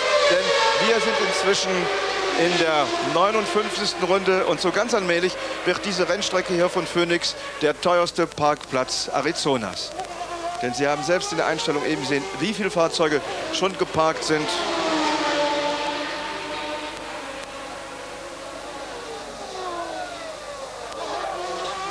Nakajima mit einer Runde zurück, also wie ich eben schon sagte, in den Punkt. Danach kommt Martini, Gachot durch den Boxenstopp und den Dreher um einen Platz zurückgefallen. Dann Suzuki, Larini, Tacchini, Häkkinen und Martin Brandl, der allerdings 6 Runden zurück ist. Das ist der Lambo, den wir jetzt sehen, mit der Startnummer 34. Lambo Nicola Larini. Das Team nennt sich offiziell Modena Team Lambo 291. Man hat also den Namen, glaube ich, für das Team noch nicht so richtig gefunden. Auf jeden Fall angetrieben wird der Wagen mit dem 12-Zylinder Lamborghini-Motor.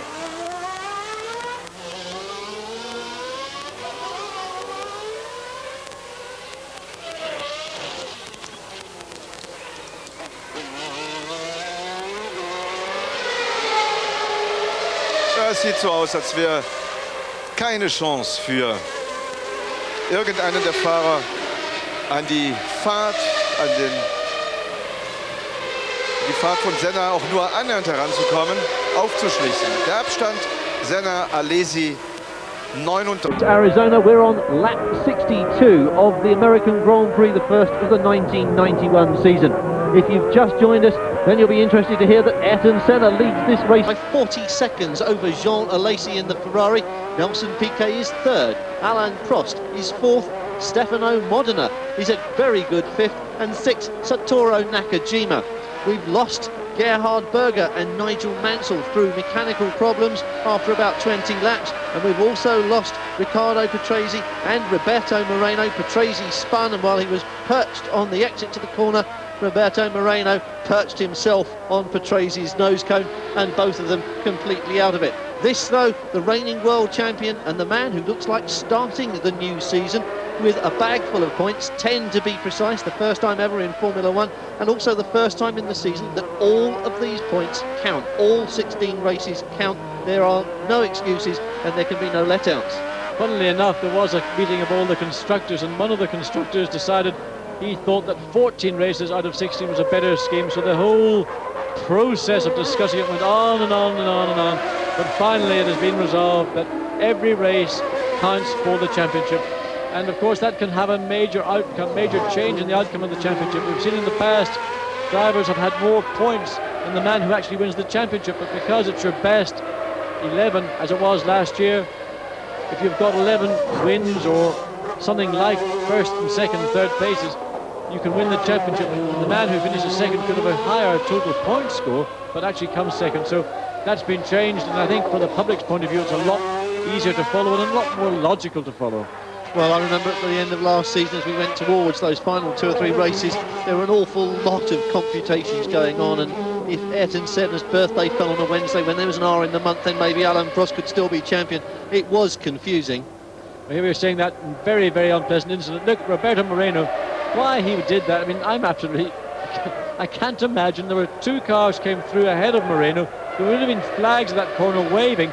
Moreno just didn't pay attention. And that really, I have to say, was his fault. Well, Ayrton Senna increases his lead over Jean Alesi to 43 seconds, and I think that does bear out that Alesi is now driving for second place. Well, here's a little bit of action taking place. Piquet, Modena and Alain Prost. Piquet currently third, and Alain Prost about... No, Stefan, that was Nakajima. In fact, the helmets of Nakajima and Stefano Modena are so difficult to tell apart. They're both white, they've both got slightly different colours on them, but at a distance it's hard to read it. And the new Tyrrell colour scheme, I must say, is very, very hard to recognise. It's much, much more difficult than the blue and white they had last year. They've got this gunmetal grey and it just blends into the racetrack. Piquet, Prost, Modena then the order. Alain Prost, 4th place and a long way down, and he's looking at a very small collection of points to begin his season, and really for someone who has to be eligible for the World Championship in a very major way, this is not an encouraging start. Well, Ferrari this morning were sort of moaning and groaning, saying, well, Phoenix really isn't our sort of racetrack. It's not the sort of racetrack where the properties of our car really come into their own. So what? It's a race, it's a Grand Prix. You've got to make the best of it. Other people are doing that. Now, the back of that little car, the Lotus, is finally that Mika Häkkinen's car. A little bit of an oil fire on the right-hand side of the engine. Finally, Mika Häkkinen, who is swimming through thick and thin all day today. He's not even aware. Marshall's now looking, oh, a little bit of a bonfire in the back of the car. That's it, now. You get a bit of hydro on the back of that, put that fire out. It's not serious, it's probably something in the engine has finally pitched, and the oil's gone on the exhaust, and the car had a small oil fire. But tremendous effort. I can't give... Look, there you see now, the engine has blown up. That's what's happened. And the oil has then gathered in the under tray of the car. The exhaust pipes run through the under tray of the car. Oh yes, now that's a little bit more spectacular. Nice pyrotechnics from Mika Häkkinen. Can't believe he didn't notice that, but that's almost an action replay of what happened to Julian Bailey in qualifying and put him out of it. A cracked oil pipe, a spectacular fire that looked worse than it really was. Yes, always does look spectacular, but that man, I must say, I'm most impressed with, if nothing else, his spirit. He got into the team, and really the Lotus team at the end of their last season were on their knees. I have to say, I doubted his wisdom. I doubted the wisdom of his manager, Keke Rosberg, in putting him into the Lotus team. But he has done absolute marvels with the car, and I think in part he has really dragged the team along in a way is incredible for such a young man who's never driven a Grand Prix race before. He's come here and impressed a great deal of people, and those people include team managers of the serious teams. Well, as you say, Lotus, a grand British institution in Formula One Grand Prix racing, took a fair old kicking at the end of the season, and I think most British fans will be crossing their fingers for Lotus during 1991. Alain Prost in the Ferrari. Nelson Piquet, the man in front of him. And Alain Prost has had a very low-key race so far. We're 66 laps now, just completing for Alain Prost, and therefore 3/4 of the race has been run. Prost dropped out of contention. Both he and Alesi went into the pits for tyres when they found they were being outpaced by just about everything else on the racetrack, and seemed to get very much a brand new lease of life, didn't they? Yes, but look at that now. Second place really is up for grabs. You've got Alesi in second, Piquet third, and Prost fourth. Piquet is the only one of these three cars who has not been in the pits to change tyres. He, of course, being on the Pirelli tyre. Lazy in second place has got Piquet just under 3 seconds behind him, and Prost a further 1.5 seconds behind Piquet. So really, this now is the real focus of the Phoenix Grand Prix 1991. We're on the 66th lap. We anticipate the race being flagged at probably lap 81, not making the total 82 laps the race was scheduled to go. So what can Mr. Lazy do? Can he sustain and maintain his second place, or is he going to be under pressure from Piquet? Piquet's tyres, I must say, are probably not in the best possible shape to mount an attack on a guy like John Alesi, but Alain Prost would be very happy indeed to get on the podium and put Piquet back into 4th place. Well, we were saying earlier on, looking at the gap between first and second, which is over 40 seconds, that Alesi must be considering settling for second place. Now we look at the spread between second, third and fourth and find that that is 4 seconds, a tenth, 3 cars in a tenth of the distance between Senna and Alesi. And Alesi now, rather than settling the second place, must find himself in the position of having to defend second place. Very much so, and in fact, part of that defence will be the fact that Nelson Piquet has just recorded his fastest lap of the race. So Piquet's not deciding, I want second, I want third place. He says, I want second place. But the gap is now 3 seconds between Piquet and Alesi. But remember, Piquet has just set his fastest race lap. Well, at the end of last season, we did suddenly see the shades of the old Nelson Piquet, that man with all that fighting spirit and 3 world championships, suddenly came alive at the end of last year. Yes, and of course, remember, this is the Benetton from 1990, the new Benetton for the car that John Barnard has taken almost 18 months to design. That car will be seen for the first time just before the Grand Prix at San Marino, the Imola Grand Prix. And of course, they would have hoped to have 3 of those brand new cars there. The car will obviously be very exciting. Anything from the pencil of John Barnard is going to be very exciting. May not be quite as radical or revolutionary as people anticipate, but certainly will be a fantastic car. Well, John Barnard has certainly influenced just about every pit garage that we can see looking out of the commentary box window, and Ayrton Senna has certainly influenced just about everybody on this racetrack. He hasn't yet put a foot wrong. He has done nothing wrong at all. We saw that in Monaco, where he lost his concentration when he was a clear leader. The job for Senna now, apart from nursing the car, must be to keep his brain locked into concentration mode. Well, that happened back 88, and Ayrton Senna has grown up an awful lot. He's had a lot of ups and downs since then, but he does tend to learn, and we're now seeing a man who is just doing a fantastic job. Another man doing a fantastic job, another Brazilian driver, Nelson Piquet, on the 67th lap, increased yet again his lap speed, and he is now down to 2.8 seconds behind Jean Alesi. So Piquet really on a charge. Jean Alesi is going to have to just keep his weather eye on his mirror, because Nelson Piquet is eating away into that second place lead Alesi has. Well, Alesi will be informed about that in the pits radio, even if he hasn't seen Nelson Piquet in his mirrors, and I suspect with the colour scheme of the Benetton this year that it will be very hard to miss. Well, here we are back up in the Virgin Airship looking down. This is the section of circuit just before we come up to the start-finish line, that sequence of slow left, right, 90-degree corners. Short, straight. Then we come down to that long tight. This is the new section of the circuit, leading into that quick 4th gear, right-hand corner. In car with Ayrton Senna, the race leader. His lead now is 37 seconds in front of Jean Alesi. 14 laps to go, but Ayrton Senna in no danger from Jean Alesi. Jean Alesi's main concern will be to keep Nelson Piquet, who now is just under 1 second. Oh, Ayrton, that was almost a little mistake you made there. Anyway, Nelson Piquet, the other Brazilian driver currently in the race, is now 0.988 of a second behind Jean Alesi. Jean Alesi is lapping in 1 minute 29. Nelson Piquet 1:27. That is the reason why Piquet is pressurizing Jean Alesi. Well, Alain Prost also dropping down into the 1:26s, which is what Piquet did 1 lap ago. And there we see Jean Alesi, and there you see Nelson Piquet and Alain Prost. Now this is going to be the last little bit of excitement I think we're going to see in this year's 1991 Grand Prix at Phoenix. When a driver senses he's getting closer, and you can visually see you're getting closer, it's a great buzz. Piquet now knows he's got the handle of Alesi. He's got to get past him. That's not going to be easy. but obviously Piquet's car has got more grip than Alesi's car. Oh, and Alesi's slowing down as he lost. Oh dear me, Alesi's not conceding. Alain Prost now is in a very good position. He has got the speed to possibly put out and try and pass Piquet, but whatever the problem is, Alesi is not able to accelerate. I suspect that is a gearbox problem. It appeared to be something like that. Look at Prost bullying his way past Nelson Piquet.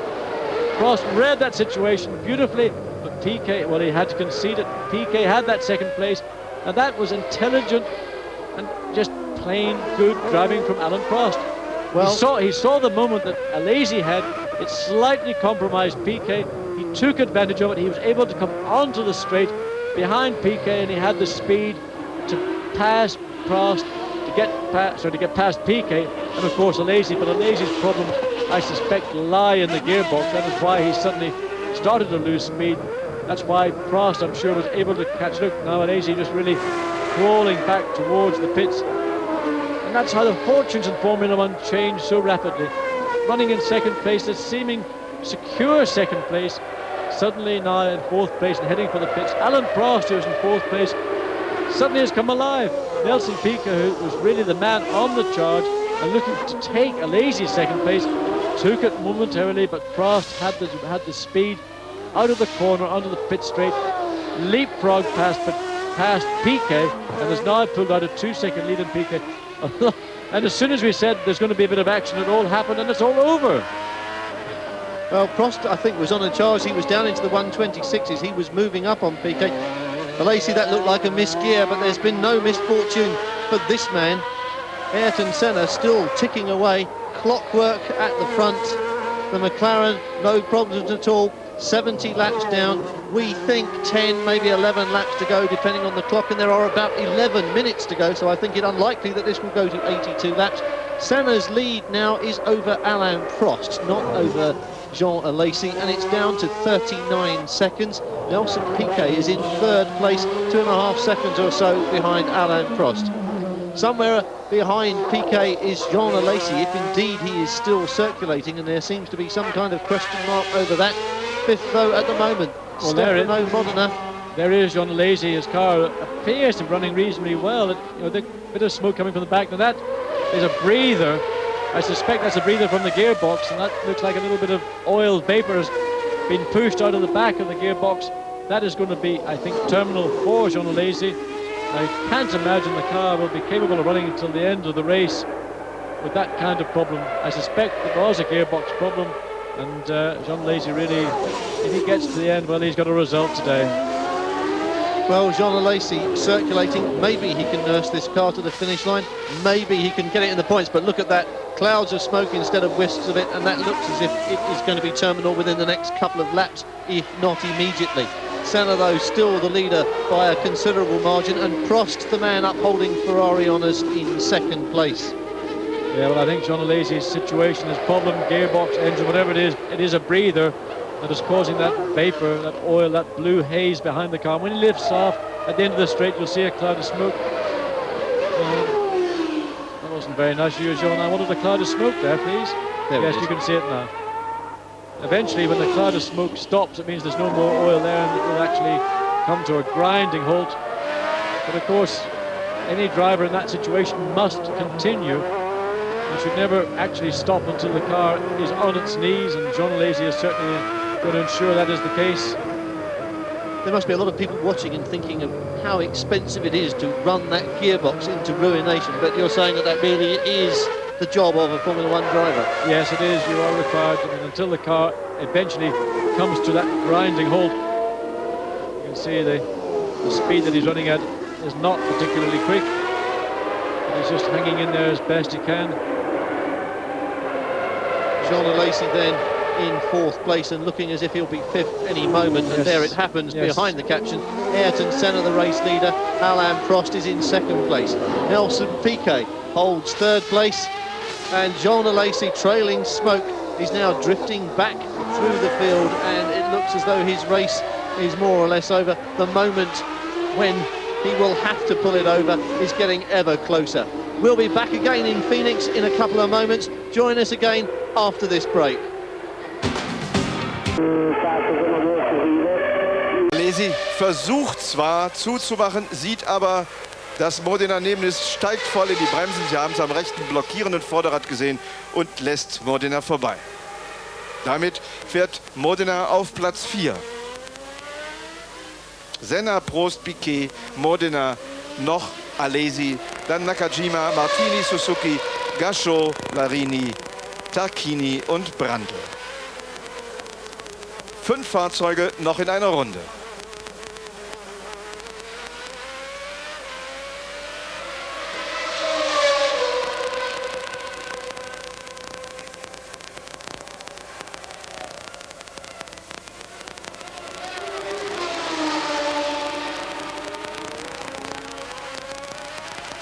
Wir können verfolgen, wie schnell diese Runde von Senna wird.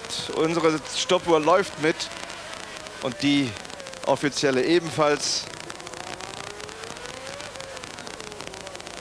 Und wenn diese Stoppzeit stimmt, dann ist nicht nur Senna langsam, sondern Alesi fährt raus. Ende also für Jean Alesi. Aber warten wir ab, was mit Senna war. Ich kann mir nicht vorstellen, dass die eingeblendete Zeit stimmte. Die Kamera im Wagen von Alesi ist noch eingeschaltet. Welcome back to Phoenix, and that little crowd you're looking at is gathered round the Ferrari of Jean Alesi. It has finally given up the ghost, and Jean Alesi obviously not too dispirited, although that must be a cruel blow, especially with fewer than 10 laps left to go, and he was in the points. He was very much in the points. He was running second for quite some time. But that's just fate, the cruel fate of Grand Prix racing. Alain Prost, his teammate, in second place, 38 seconds behind this man, Ayrton Senna, who really now is just going through the formality of completing the 1991 Grand Prix here, Phoenix, Arizona. 3 seconds behind Alain Prost is Nelson Piquet, the man who got a momentary glimpse of second place. And Stefano Modena behind Piquet in his Tyrrell Honda. And really that's a good performance for Modena, the first time he's really had a competitive Grand Prix car for some time, and I think that that car over the course of the year will become more and more competitive. John Alesi walking back.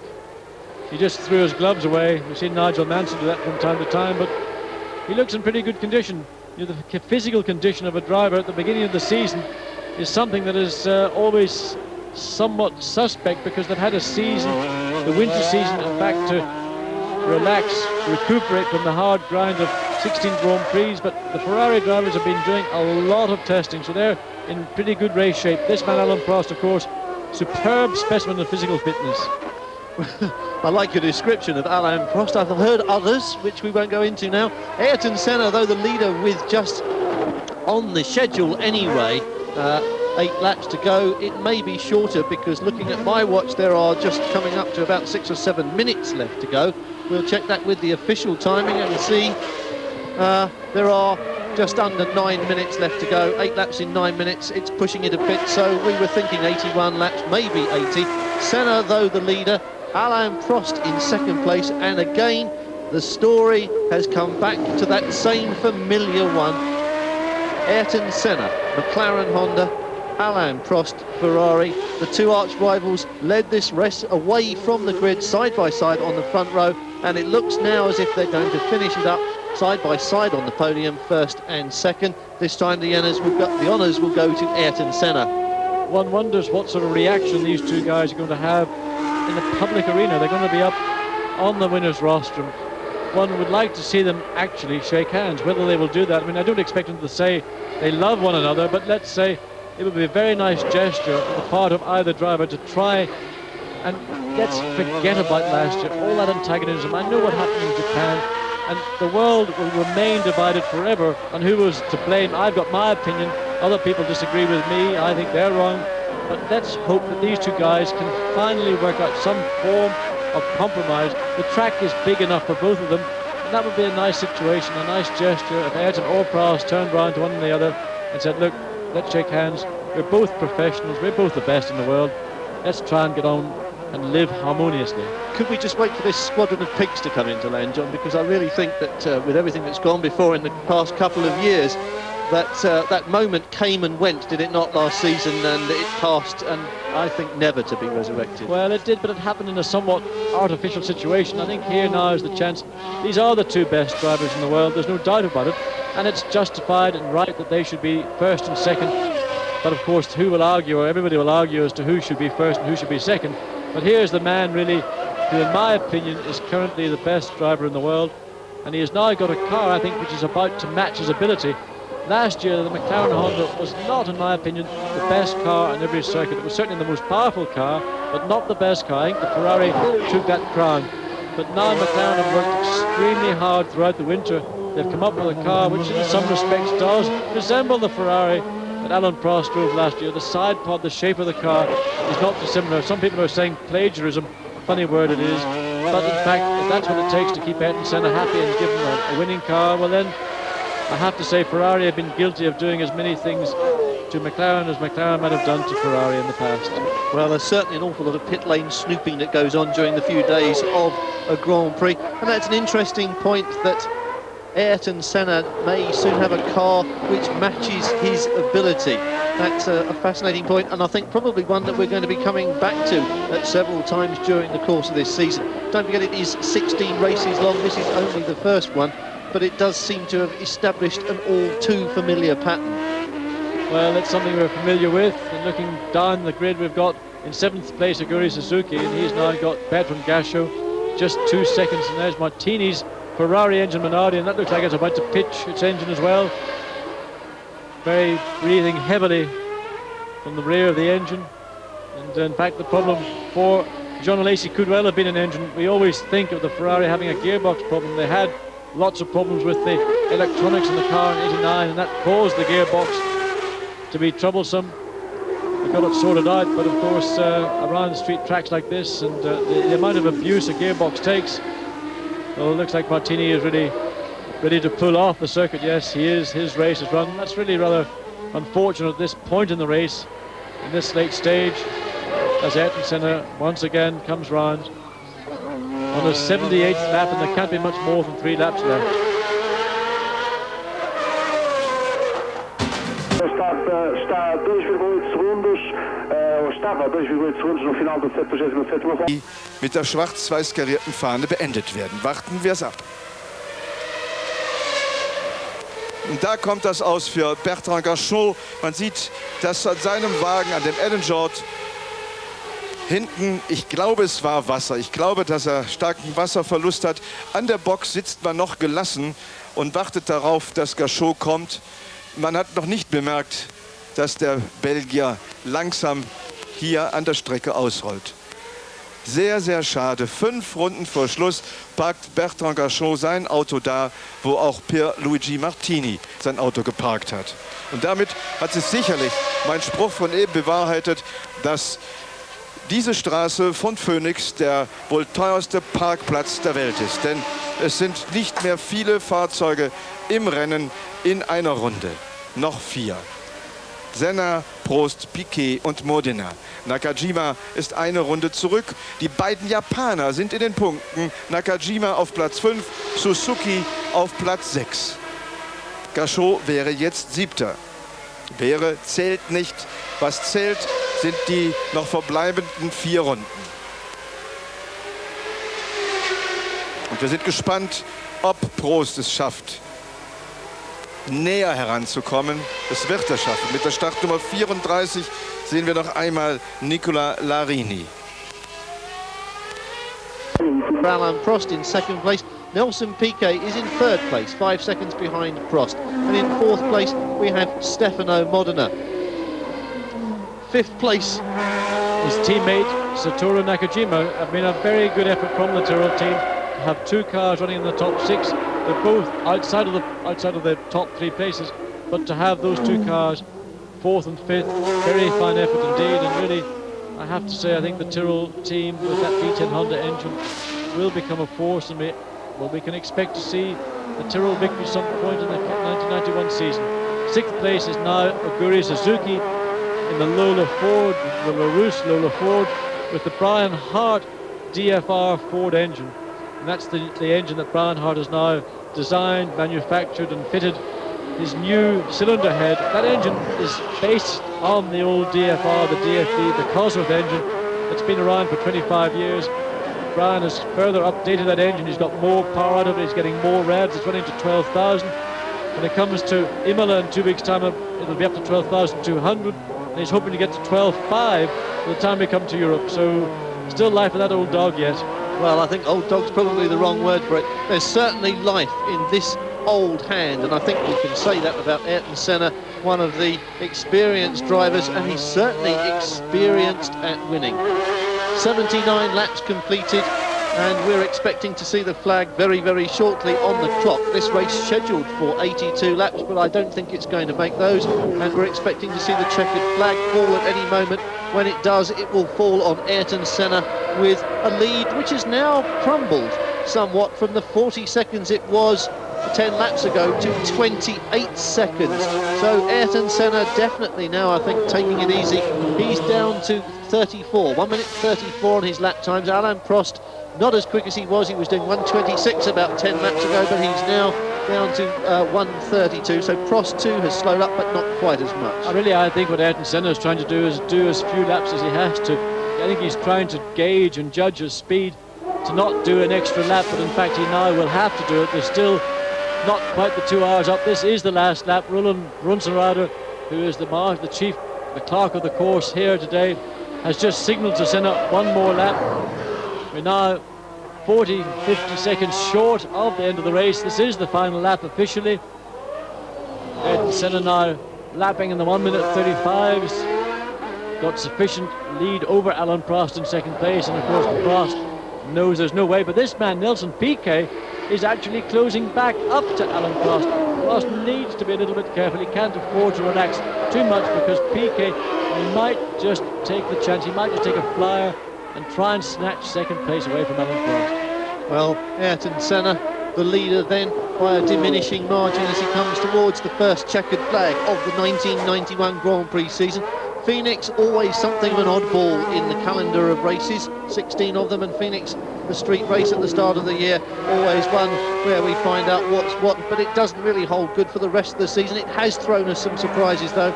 It's thrown us a couple of mechanical failures which have cost us Nigel Mansell and Gerhard Berger, and a little bit of a moment which cost us Riccardo Patrese and Roberto Moreno.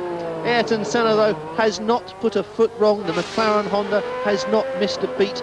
Everything has happened behind him, and he has driven on oblivious to the whole thing. I mean, look, he's coming in at a speed you could almost drive your I was going to say your road car, but I mean, he's driving very, very slowly. Look, waving. I mean, what can you say about the guy? He's just done an absolutely perfect job. He's now onto the start-finish line. He's going to come across. There he takes the flag. Ayrton Senna has won the first Grand Prix of 1991, and he's a very, very happy little Brazilian boy. That's a little giveaway, that moment there. He was waving casually. He could almost have walked across the line, but as soon as he took that flag, beating on the top of the cockpit rim there, Ayrton Senna wanted that very badly, didn't he? And there we have an artist making a portrait of the winner of the 91 Grand Prix here in Phoenix. Alain Prost has finished in second place, 16 seconds behind Ayrton Senna, but Nelson Piquet was only 1 second behind Prost. That was close. Piquet, remember, didn't change tyres, so those Pirellis really have stood him in good stead. Having said that, Senna and Prost in the pits for tyres. Piquet, therefore, a little bit further back in the order than he could have been. He didn't close up enough while those two were in the pits. Well, the two Benetton Fords ran 7th and 8th for quite a long time in the early stages of the race. They were not in contention at any time in that early part of the race. Through the retirements, through the problems of other people, they gradually moved forward. Well, jubilation for Ayrton Senna, a certain amount of celebration for Ferrari, finishing second, although Alesi on the retirement list as well. Disappointment during the course of this race, definitely for Lotus and Mika Hakkinen, and also for Jordan. There's the official result. Senna, Prost, Piquet in third place, Stefano Modena and Satoru Nakajima 4th and 5th. And 6th place, Aguri Suzuki. Ayrton Senna takes 10 points away from this. Alain Prost 6. Nelson Piquet collects 4 points, and Modena 3, Nakajima 2, and Suzuki picks up a single point for his 6th place. I wonder, Richard, is that the first time that two Japanese drivers have finished in the points together? I don't remember it. Certainly we had The first time a Japanese driver was on the podium was in Japan last year, but I don't remember having 2 Japanese drivers in the top 6. Well, there's a question for Grand Prix Buffs, and I'm sure a lot of people are scurrying for their books already, and jolly good luck to them. We'll see you again in 2 weeks' time in Brazil. Fare punti in tutti i Gran Premi a cui si partecipa. Bene, una grandissima gara questa degli Stati Uniti, questa di Phoenix. Senna contento, i 3 mesi di vacanza criticati dalla squadra anche e da tutti gli addetti ai lavori, lo hanno ritemprato nel modo migliore. La McLaren però è anche competitiva, la McLaren Honda 12 cilindri ha girato poco in configurazione MP4/6 come viene definita questa macchina, ma è già competitiva. I brasiliani esultano al solito, purtroppo sono ben abituati in questo senso da Ayrton Senna, sempre competitivo e all'altezza della situazione. Un mondiale che a questo punto sì, è partito qui a Phoenix, vedrà il Brasile il 24 di marzo, ecco i punteggi intanto delle squadre e ci saranno poi... Die Tribünen anschaue, dass es doch gut und gerne 50.000, 60.000 gewesen sein mögen, so hat man auch geschätzt, die hier waren. Was eben eingeblendet wurde, das war der Punktestand der Werke. Auch da gibt es 10 für den ersten und der Punktestand für den Sieger ist ebenfalls klar. Sie haben hier uns immer genau die Fahrzeit. Senna 2 Stunden 00:47. Also 47 Sekunden war man über die reguläre Zeit, aber die Runde, um die Punkt 2 gefahren wird, die zählt natürlich noch. Hier sehen Sie die Ausfälle. Gachot, Martini, Brundle, Alesi, die ja alle noch zum Schluss ausgefallen sind. Aber wir haben Alesi, der große Newcomer im Ferrari, auf den man so gesetzt hat, der im letzten Jahr in seiner ersten Saison so viel gezeigt hat, der so spektakulär ausfällt. Wir haben ein kurzes Gespräch mit ihm, mit Dieter Stappert. So, I see that it was a pity that you retired so shortly before the finish of the race. What happened? You know, I don't know if it's engine or gearbox, but I have to slow down at the end of the race and to stop before the end. Er weiß es nicht genau, ob das der Motor oder das Getriebe war, deswegen hat er müssen langsamer fahren. Ganz ist also nicht geklärt. Wieso ist er zum Reifenwechsel hereingekommen? Wurde das vorher geplant? You came in to change tires. Was this a plan before the start of the race? It was not planned, but you know the tires was going off very quickly and I have to change the tires. Das war nicht geplant, aber die Reifen sind sehr schnell schlechter geworden während des Rennens. Deswegen hat er sich zu dem Reifenstopp entschieden. Zurück zu dir, Willi. Ja, vielen, vielen Dank, Dieter Stappert. Ich finde es toll, wie Dieter das geschafft hat, all diese Fahrer vor die Kamera von Peter Trunk und vor das Mikrofon zu bekommen. Das ist keine leichte Arbeit, aber ich muss vielleicht etwas zu Dieter Stappert sagen, während die Piloten aufs Podest hier kommen zur Siegerehrung. Dieter Stappert war selbst lange Rennleiter, unter anderem bei BMW, und unter seiner Regie wurde unter anderem Nelson Piquet, der jetzt rechts hinter Jean-Marie Balestre verdeckt ist, unter seiner Regie wurde unter anderem Nelson Piquet Weltmeister auf dem Brabham BMW Turbo. Also ein Mann, der sich exakt auskennt, den man kennt und den man vor allen Dingen, den die Fahrer akzeptieren. Jetzt aber schauen wir uns die Siegerehrung an. Ayrton Senna. Er strahlt natürlich, hat allen Grund zu strahlen und hat ein so lockeres Rennen gefahren. Unvorstellbar. Senna in seinem 111. Grand Prix. Das ist sein 28. Sieg. 53 Mal fuhr er Pole Position. Das hat nie vor ihm einer erreicht. Der 30-jährige Brasilianer setzt also wirklich für alle anderen Maßstäbe. Vor allen Dingen aber für Gerhard Berger, der in seinem Team ist.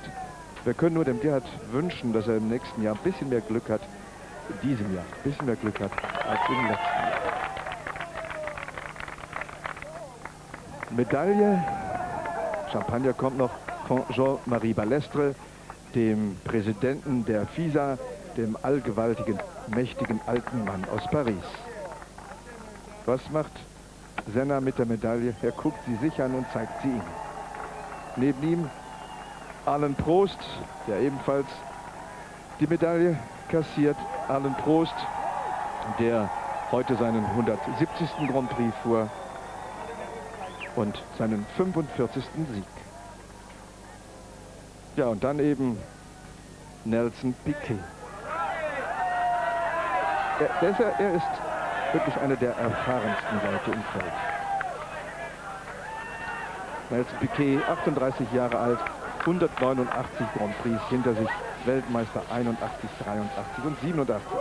Und mit diesen Bildern, denke ich, und dem Punktestand, der schon einmal eingeblendet war, den ich schnell noch wiederholen will, Senna hat also jetzt 10 Punkte vor Prost mit 6, Piquet 4, Modena 3, Nakajima 2 und Suzuki 1 Punkt. Damit also möchte ich zurückgeben nach Köln und hoffe, dass Sie wieder dabei sind beim nächsten Grand Prix in 14 Tagen beim Großen Preis von Belgien in São Paulo. Tschüss, bis dahin. And both cars finishing in the points, you have to like that new Honda engine. Yeah, that's right. She's really worked well. I mean, it hasn't missed a beat all weekend. What's the difference between that and the Ford engine? About 100 horsepower. Significant on the track. I would say about 2 seconds a lap. Ken Terrell looking forward to a new season. Congratulations to the man they know as Chopper. We'll be back in just a moment to talk to our winner, Ayrton Senna, over Alain Prost, Nelson Piquet, Stefano Matta, Satoru Nakajima, and Aguri Suzuki in the top 6. On a fini avec le casse-tête chinois des résultats à décompter. 16 courses et 16 Grands Prix qui vont compter. Et oui, et plus de jokers. Avant, on en comptait 11 résultats sur 16 et maintenant, c'est fini.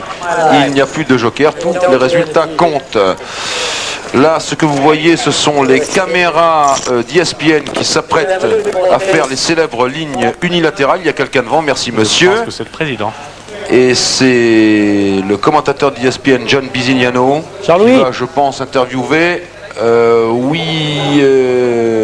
Philippe, qui va interviewer Prost et Piquet qui sont déjà arrivés. Oui, Philippe. On vous rend la parole, c'est simplement pour vous dire qu'on a un petit jingle dans notre jargon là sur le podium, on le relaye tout de suite et puis après on va se revoir ensemble et se rappeler et puis nous on vous fera une analyse complète et bien sûr on vous représentera le résumé tout de suite. Unilateral mic. After the first round of the World Formula One Championship, here are the points. Ayrton Senna scoring 10 rather than 9 under the new Formula One point system. Alain Prost with 6 useful points, followed by Nelson Piquet, Stefano Matta, Satoru Nakajima, and Aguri Suzuki, 2 Japanese drivers in the top 6. Now here's John Bisignano with our winners. Alain, là. Oui, écoutez, Philippe, c'est Patrick Tambay qui pratique l'américain extrêmement couramment, qui va s'occuper des traductions. Prost et Piquet en train de se raconter les bonnes blagues. Hein. Je pense qu'il parle du dépassement de tout à l'heure, n'est-ce pas, Patrick? Yes. De ce dépassement où Prost s'est glissé au milieu de Jean Alesi d'à côté qui commençait à avoir des problèmes et qui s'était rangé, et Nelson qui était sur sa gauche. C'est ça? Absolument. C'est John Bisignano, oui, c'est le Eric Bile de SPS. Il est aussi concentré qu'Eric tout à l'heure. Oui. Quand vous voulez, monsieur. Moins jovial. Je crois qu'on attend Nelson parce qu'il a du champagne dans les yeux, du champagne de la douche que lui a donné Ron Dennis et Jean-Marie Balestre et apparemment ça pique. On attend Ayrton. Ah, le voilà, Ayrton. Okay, they're all mic'd, ready to go. I am. Prost qui pense déjà à la prochaine course. Non taglia questo, ok? Non vuoi vedere? No, non tagliare. Fanno vedere. Oui. Senna première les caméramans. Io comunque faccio dopo. Okay. So, thank you, Bob. Or... Jean-Louis, là, nos confrères de ESPN sont en direct, bien évidemment. C'est parti. Oui, oui. On demande de cadrer national. C'est le sponsor personnel d'Ayrton Senna. C'est bien, dit-il? Oui. Thank you very much, Bob. Ayrton Senna, are you covered with sweat or champagne? A lot more champagne than any sweat, really. I had a too good shower with Jean-Marie Balestre and my team manager. Well, that's a good sign. Ayrton, again, you made it look easy. Yesterday you were talking about that the car could qualify quickly, but you weren't sure it could go the whole race, but you looked so confident throughout the entire event. The car ran very well. I had small problems only with the gearbox. And also the car balance was not optimal. It's the first time I ran a Grand Prix distance with this car, and the balance, the setup was not quite right. So it was very difficult to drive. But I was able to maintain a good pace, and go through the lap, the back markers, and safely and come in for tires at the right time. So it was okay to cope with the speed on the circuit of the race, and the car was reliable, engine, car, everything. So it's a great way to start the season, particularly considering that we have only started to run this new car, and if we have reliability right now and that performance, we can only go forward from here. And congratulations on scoring 10 points, not 9. Now, Alain Prost, the Ferrari, you looked behind from the first corner and things just weren't as competitive as you would hope they'd be. What was the problem out there? The problem, I think we were not fast enough to compete with the McLaren today. In fact, I had also problems, especially with the clutch, and also had a long pit stop. But in any case, I could not win the race. So I'm quite happy with this position. 6 points today, considering the track is not very good for the Ferrari, also not very good for me. I think it's not too bad. Last year at the same point I did not finish the race, so I had 9 points disadvantage. Today it's not too bad. At least you did gain some points today, and the Ferrari should be better suited for Brazil. Nelson Piquet, the Pirelli tires, they ran very well. You did not need to come in whatsoever. Alain Prost lost 17.5 seconds in pits, and you were able to shoot right straight through the entire race. I bet you were happy about that. Vous devriez être content pour cela. No, I'm sorry. Sorry, I didn't. My arm's not quite that long, Nelson. Go ahead. Oh, well, we didn't know much about the tires. On ne savait pas trop au niveau des pneus à quoi s'attendre. À cause de la température d'hier plus haute qu'aujourd'hui, les pneus étaient mieux hier. Et ils étaient peut-être un petit peu trop durs pour la température actuelle. On aurait pu être un peu plus performant avec les pneus en fonction de cette température. Nous attendons la nouvelle voiture avec impatience. Et la saison s'annonce très bonne pour nous. Jean-Louis et Patrick. Oui. C'est Philippe à Paris là.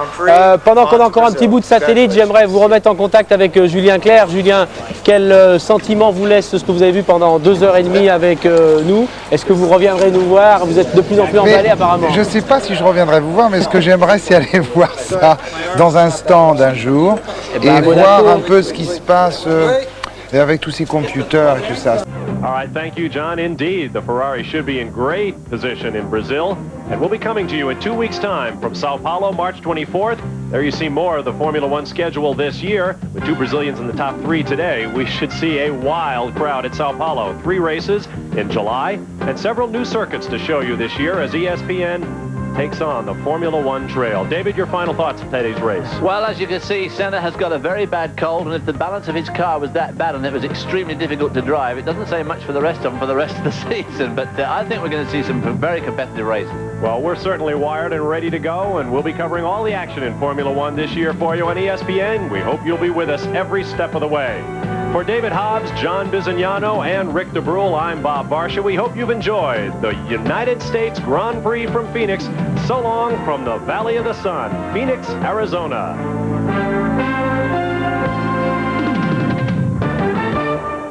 So already nice.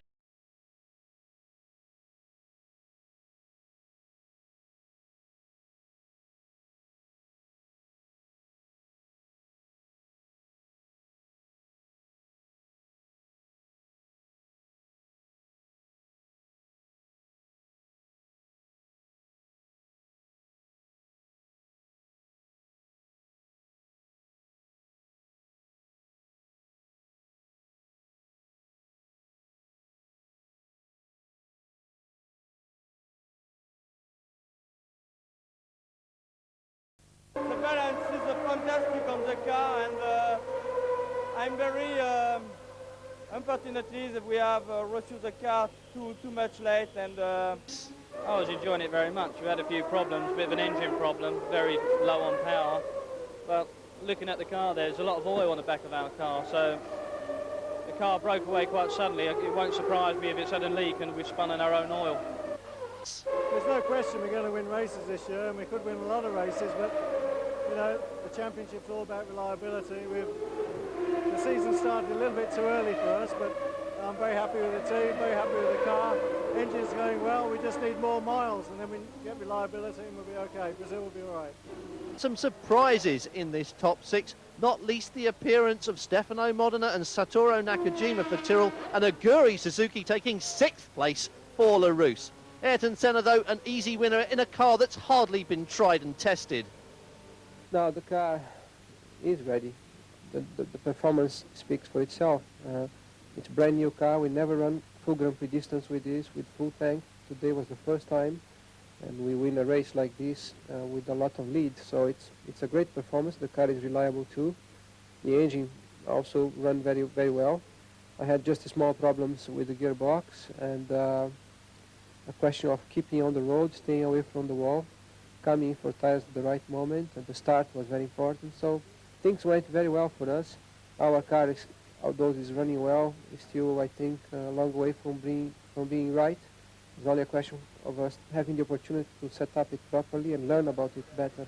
And we know that the engine is going to improve too. It's a question of time that Honda will come up with a higher performance engine. Alain Prost in 2nd place. What was in your mind waiting forever in the pits? Nothing, you know, that's part of the race today. Mechanics sometimes help you to win a race in the pits, and in any case today, even if I lost some time, I could not win, so I had to fight a bit harder to come back to 2nd position. I did it, so I'm very happy. More than anything, I had a clutch problem, and I could not go faster anyway. Nelson Piquet in 3rd place. You got by Riccardo Patrese by maybe 1 inch, and then again Bertrand Gachot in front of you. After that, you set your fastest lap of the day. Did you want to get home in a hurry? Yeah, it was scary there. You know, when I saw the yellow flag, I didn't imagine the thing was so close, and I just missed Patrese by very little, and Paul Moreno was coming right behind me, and he had a big shot at Patrese. How difficult was that maneuver? Oh, it was quite difficult because when I saw the yellow flag, the words waving, quite normal, not very enthusiastic, and I could not believe this thing very much. And I got in, the car was there, and it just passed by an inch maybe. But 16 laps from the end, you turned your best lap. Well, it's after that I had Alesi in front of me and Prost behind me. I was keep the pace, and it was very good. The car was behaving good. But after that, I tried to overtake Alesi, and he has trouble to feel. And I went over the dirt part of the circuit, and that's it. The tires got dirty, and I lost about 3 laps to get to reach him again. So let's take a look at the driver's standings now. Remember, these points very vital indeed. Senna with 10, Prost 6, Piquet 4, Stefano Modena and Satoru Nakajima picking up points, as well as Aguri Suzuki, 1 point for that effort to get 6th place. Celebrations, though, in the McLaren pits for Ayrton Senna and Ron Dennis, and no wonder, because in the Constructors' Championship, it looks like being the same old story as last year. McLaren Honda at the front with 10 points, Ferrari, Tyrrell showing up well, Benetton Ford and Larousse already on the scoreboard as well. So the first race of the 1991 season over and done with. Ayrton Senna the winner, but John Watson, what a fascinating race that was. Well, I think really Ayrton Senna and McLaren have re-established themselves. Well, they were at the top anyway, but they made sure they're going to stay at the top in 91. I think a fairly relieved Alain Prost with his 2nd place, and Nelson Piquet didn't look too unhappy either. But really, Williams were the team I think that suffered most. Mansell had a problem with his gearbox. Then Riccardo Patrese had that spin. Apparently that was caused by getting the wrong gear. This semi-automatic gearbox selected the wrong gear, the car spun, and then Moreno came round. He said the flag was waved, but not vigorously enough. What does that mean? I have no idea. Anyway, he piled over the top of Patrese's car. Luckily, no driver was injured, but pretty good start to the 91 season, and I think it could only get better, more exciting, and it's going to be a great championship. And that championship continues. Round 2 comes to you from Interlagos in Brazil. Inside Track will be there once again, talking to the people that matter about the things that count. Join us in Brazil.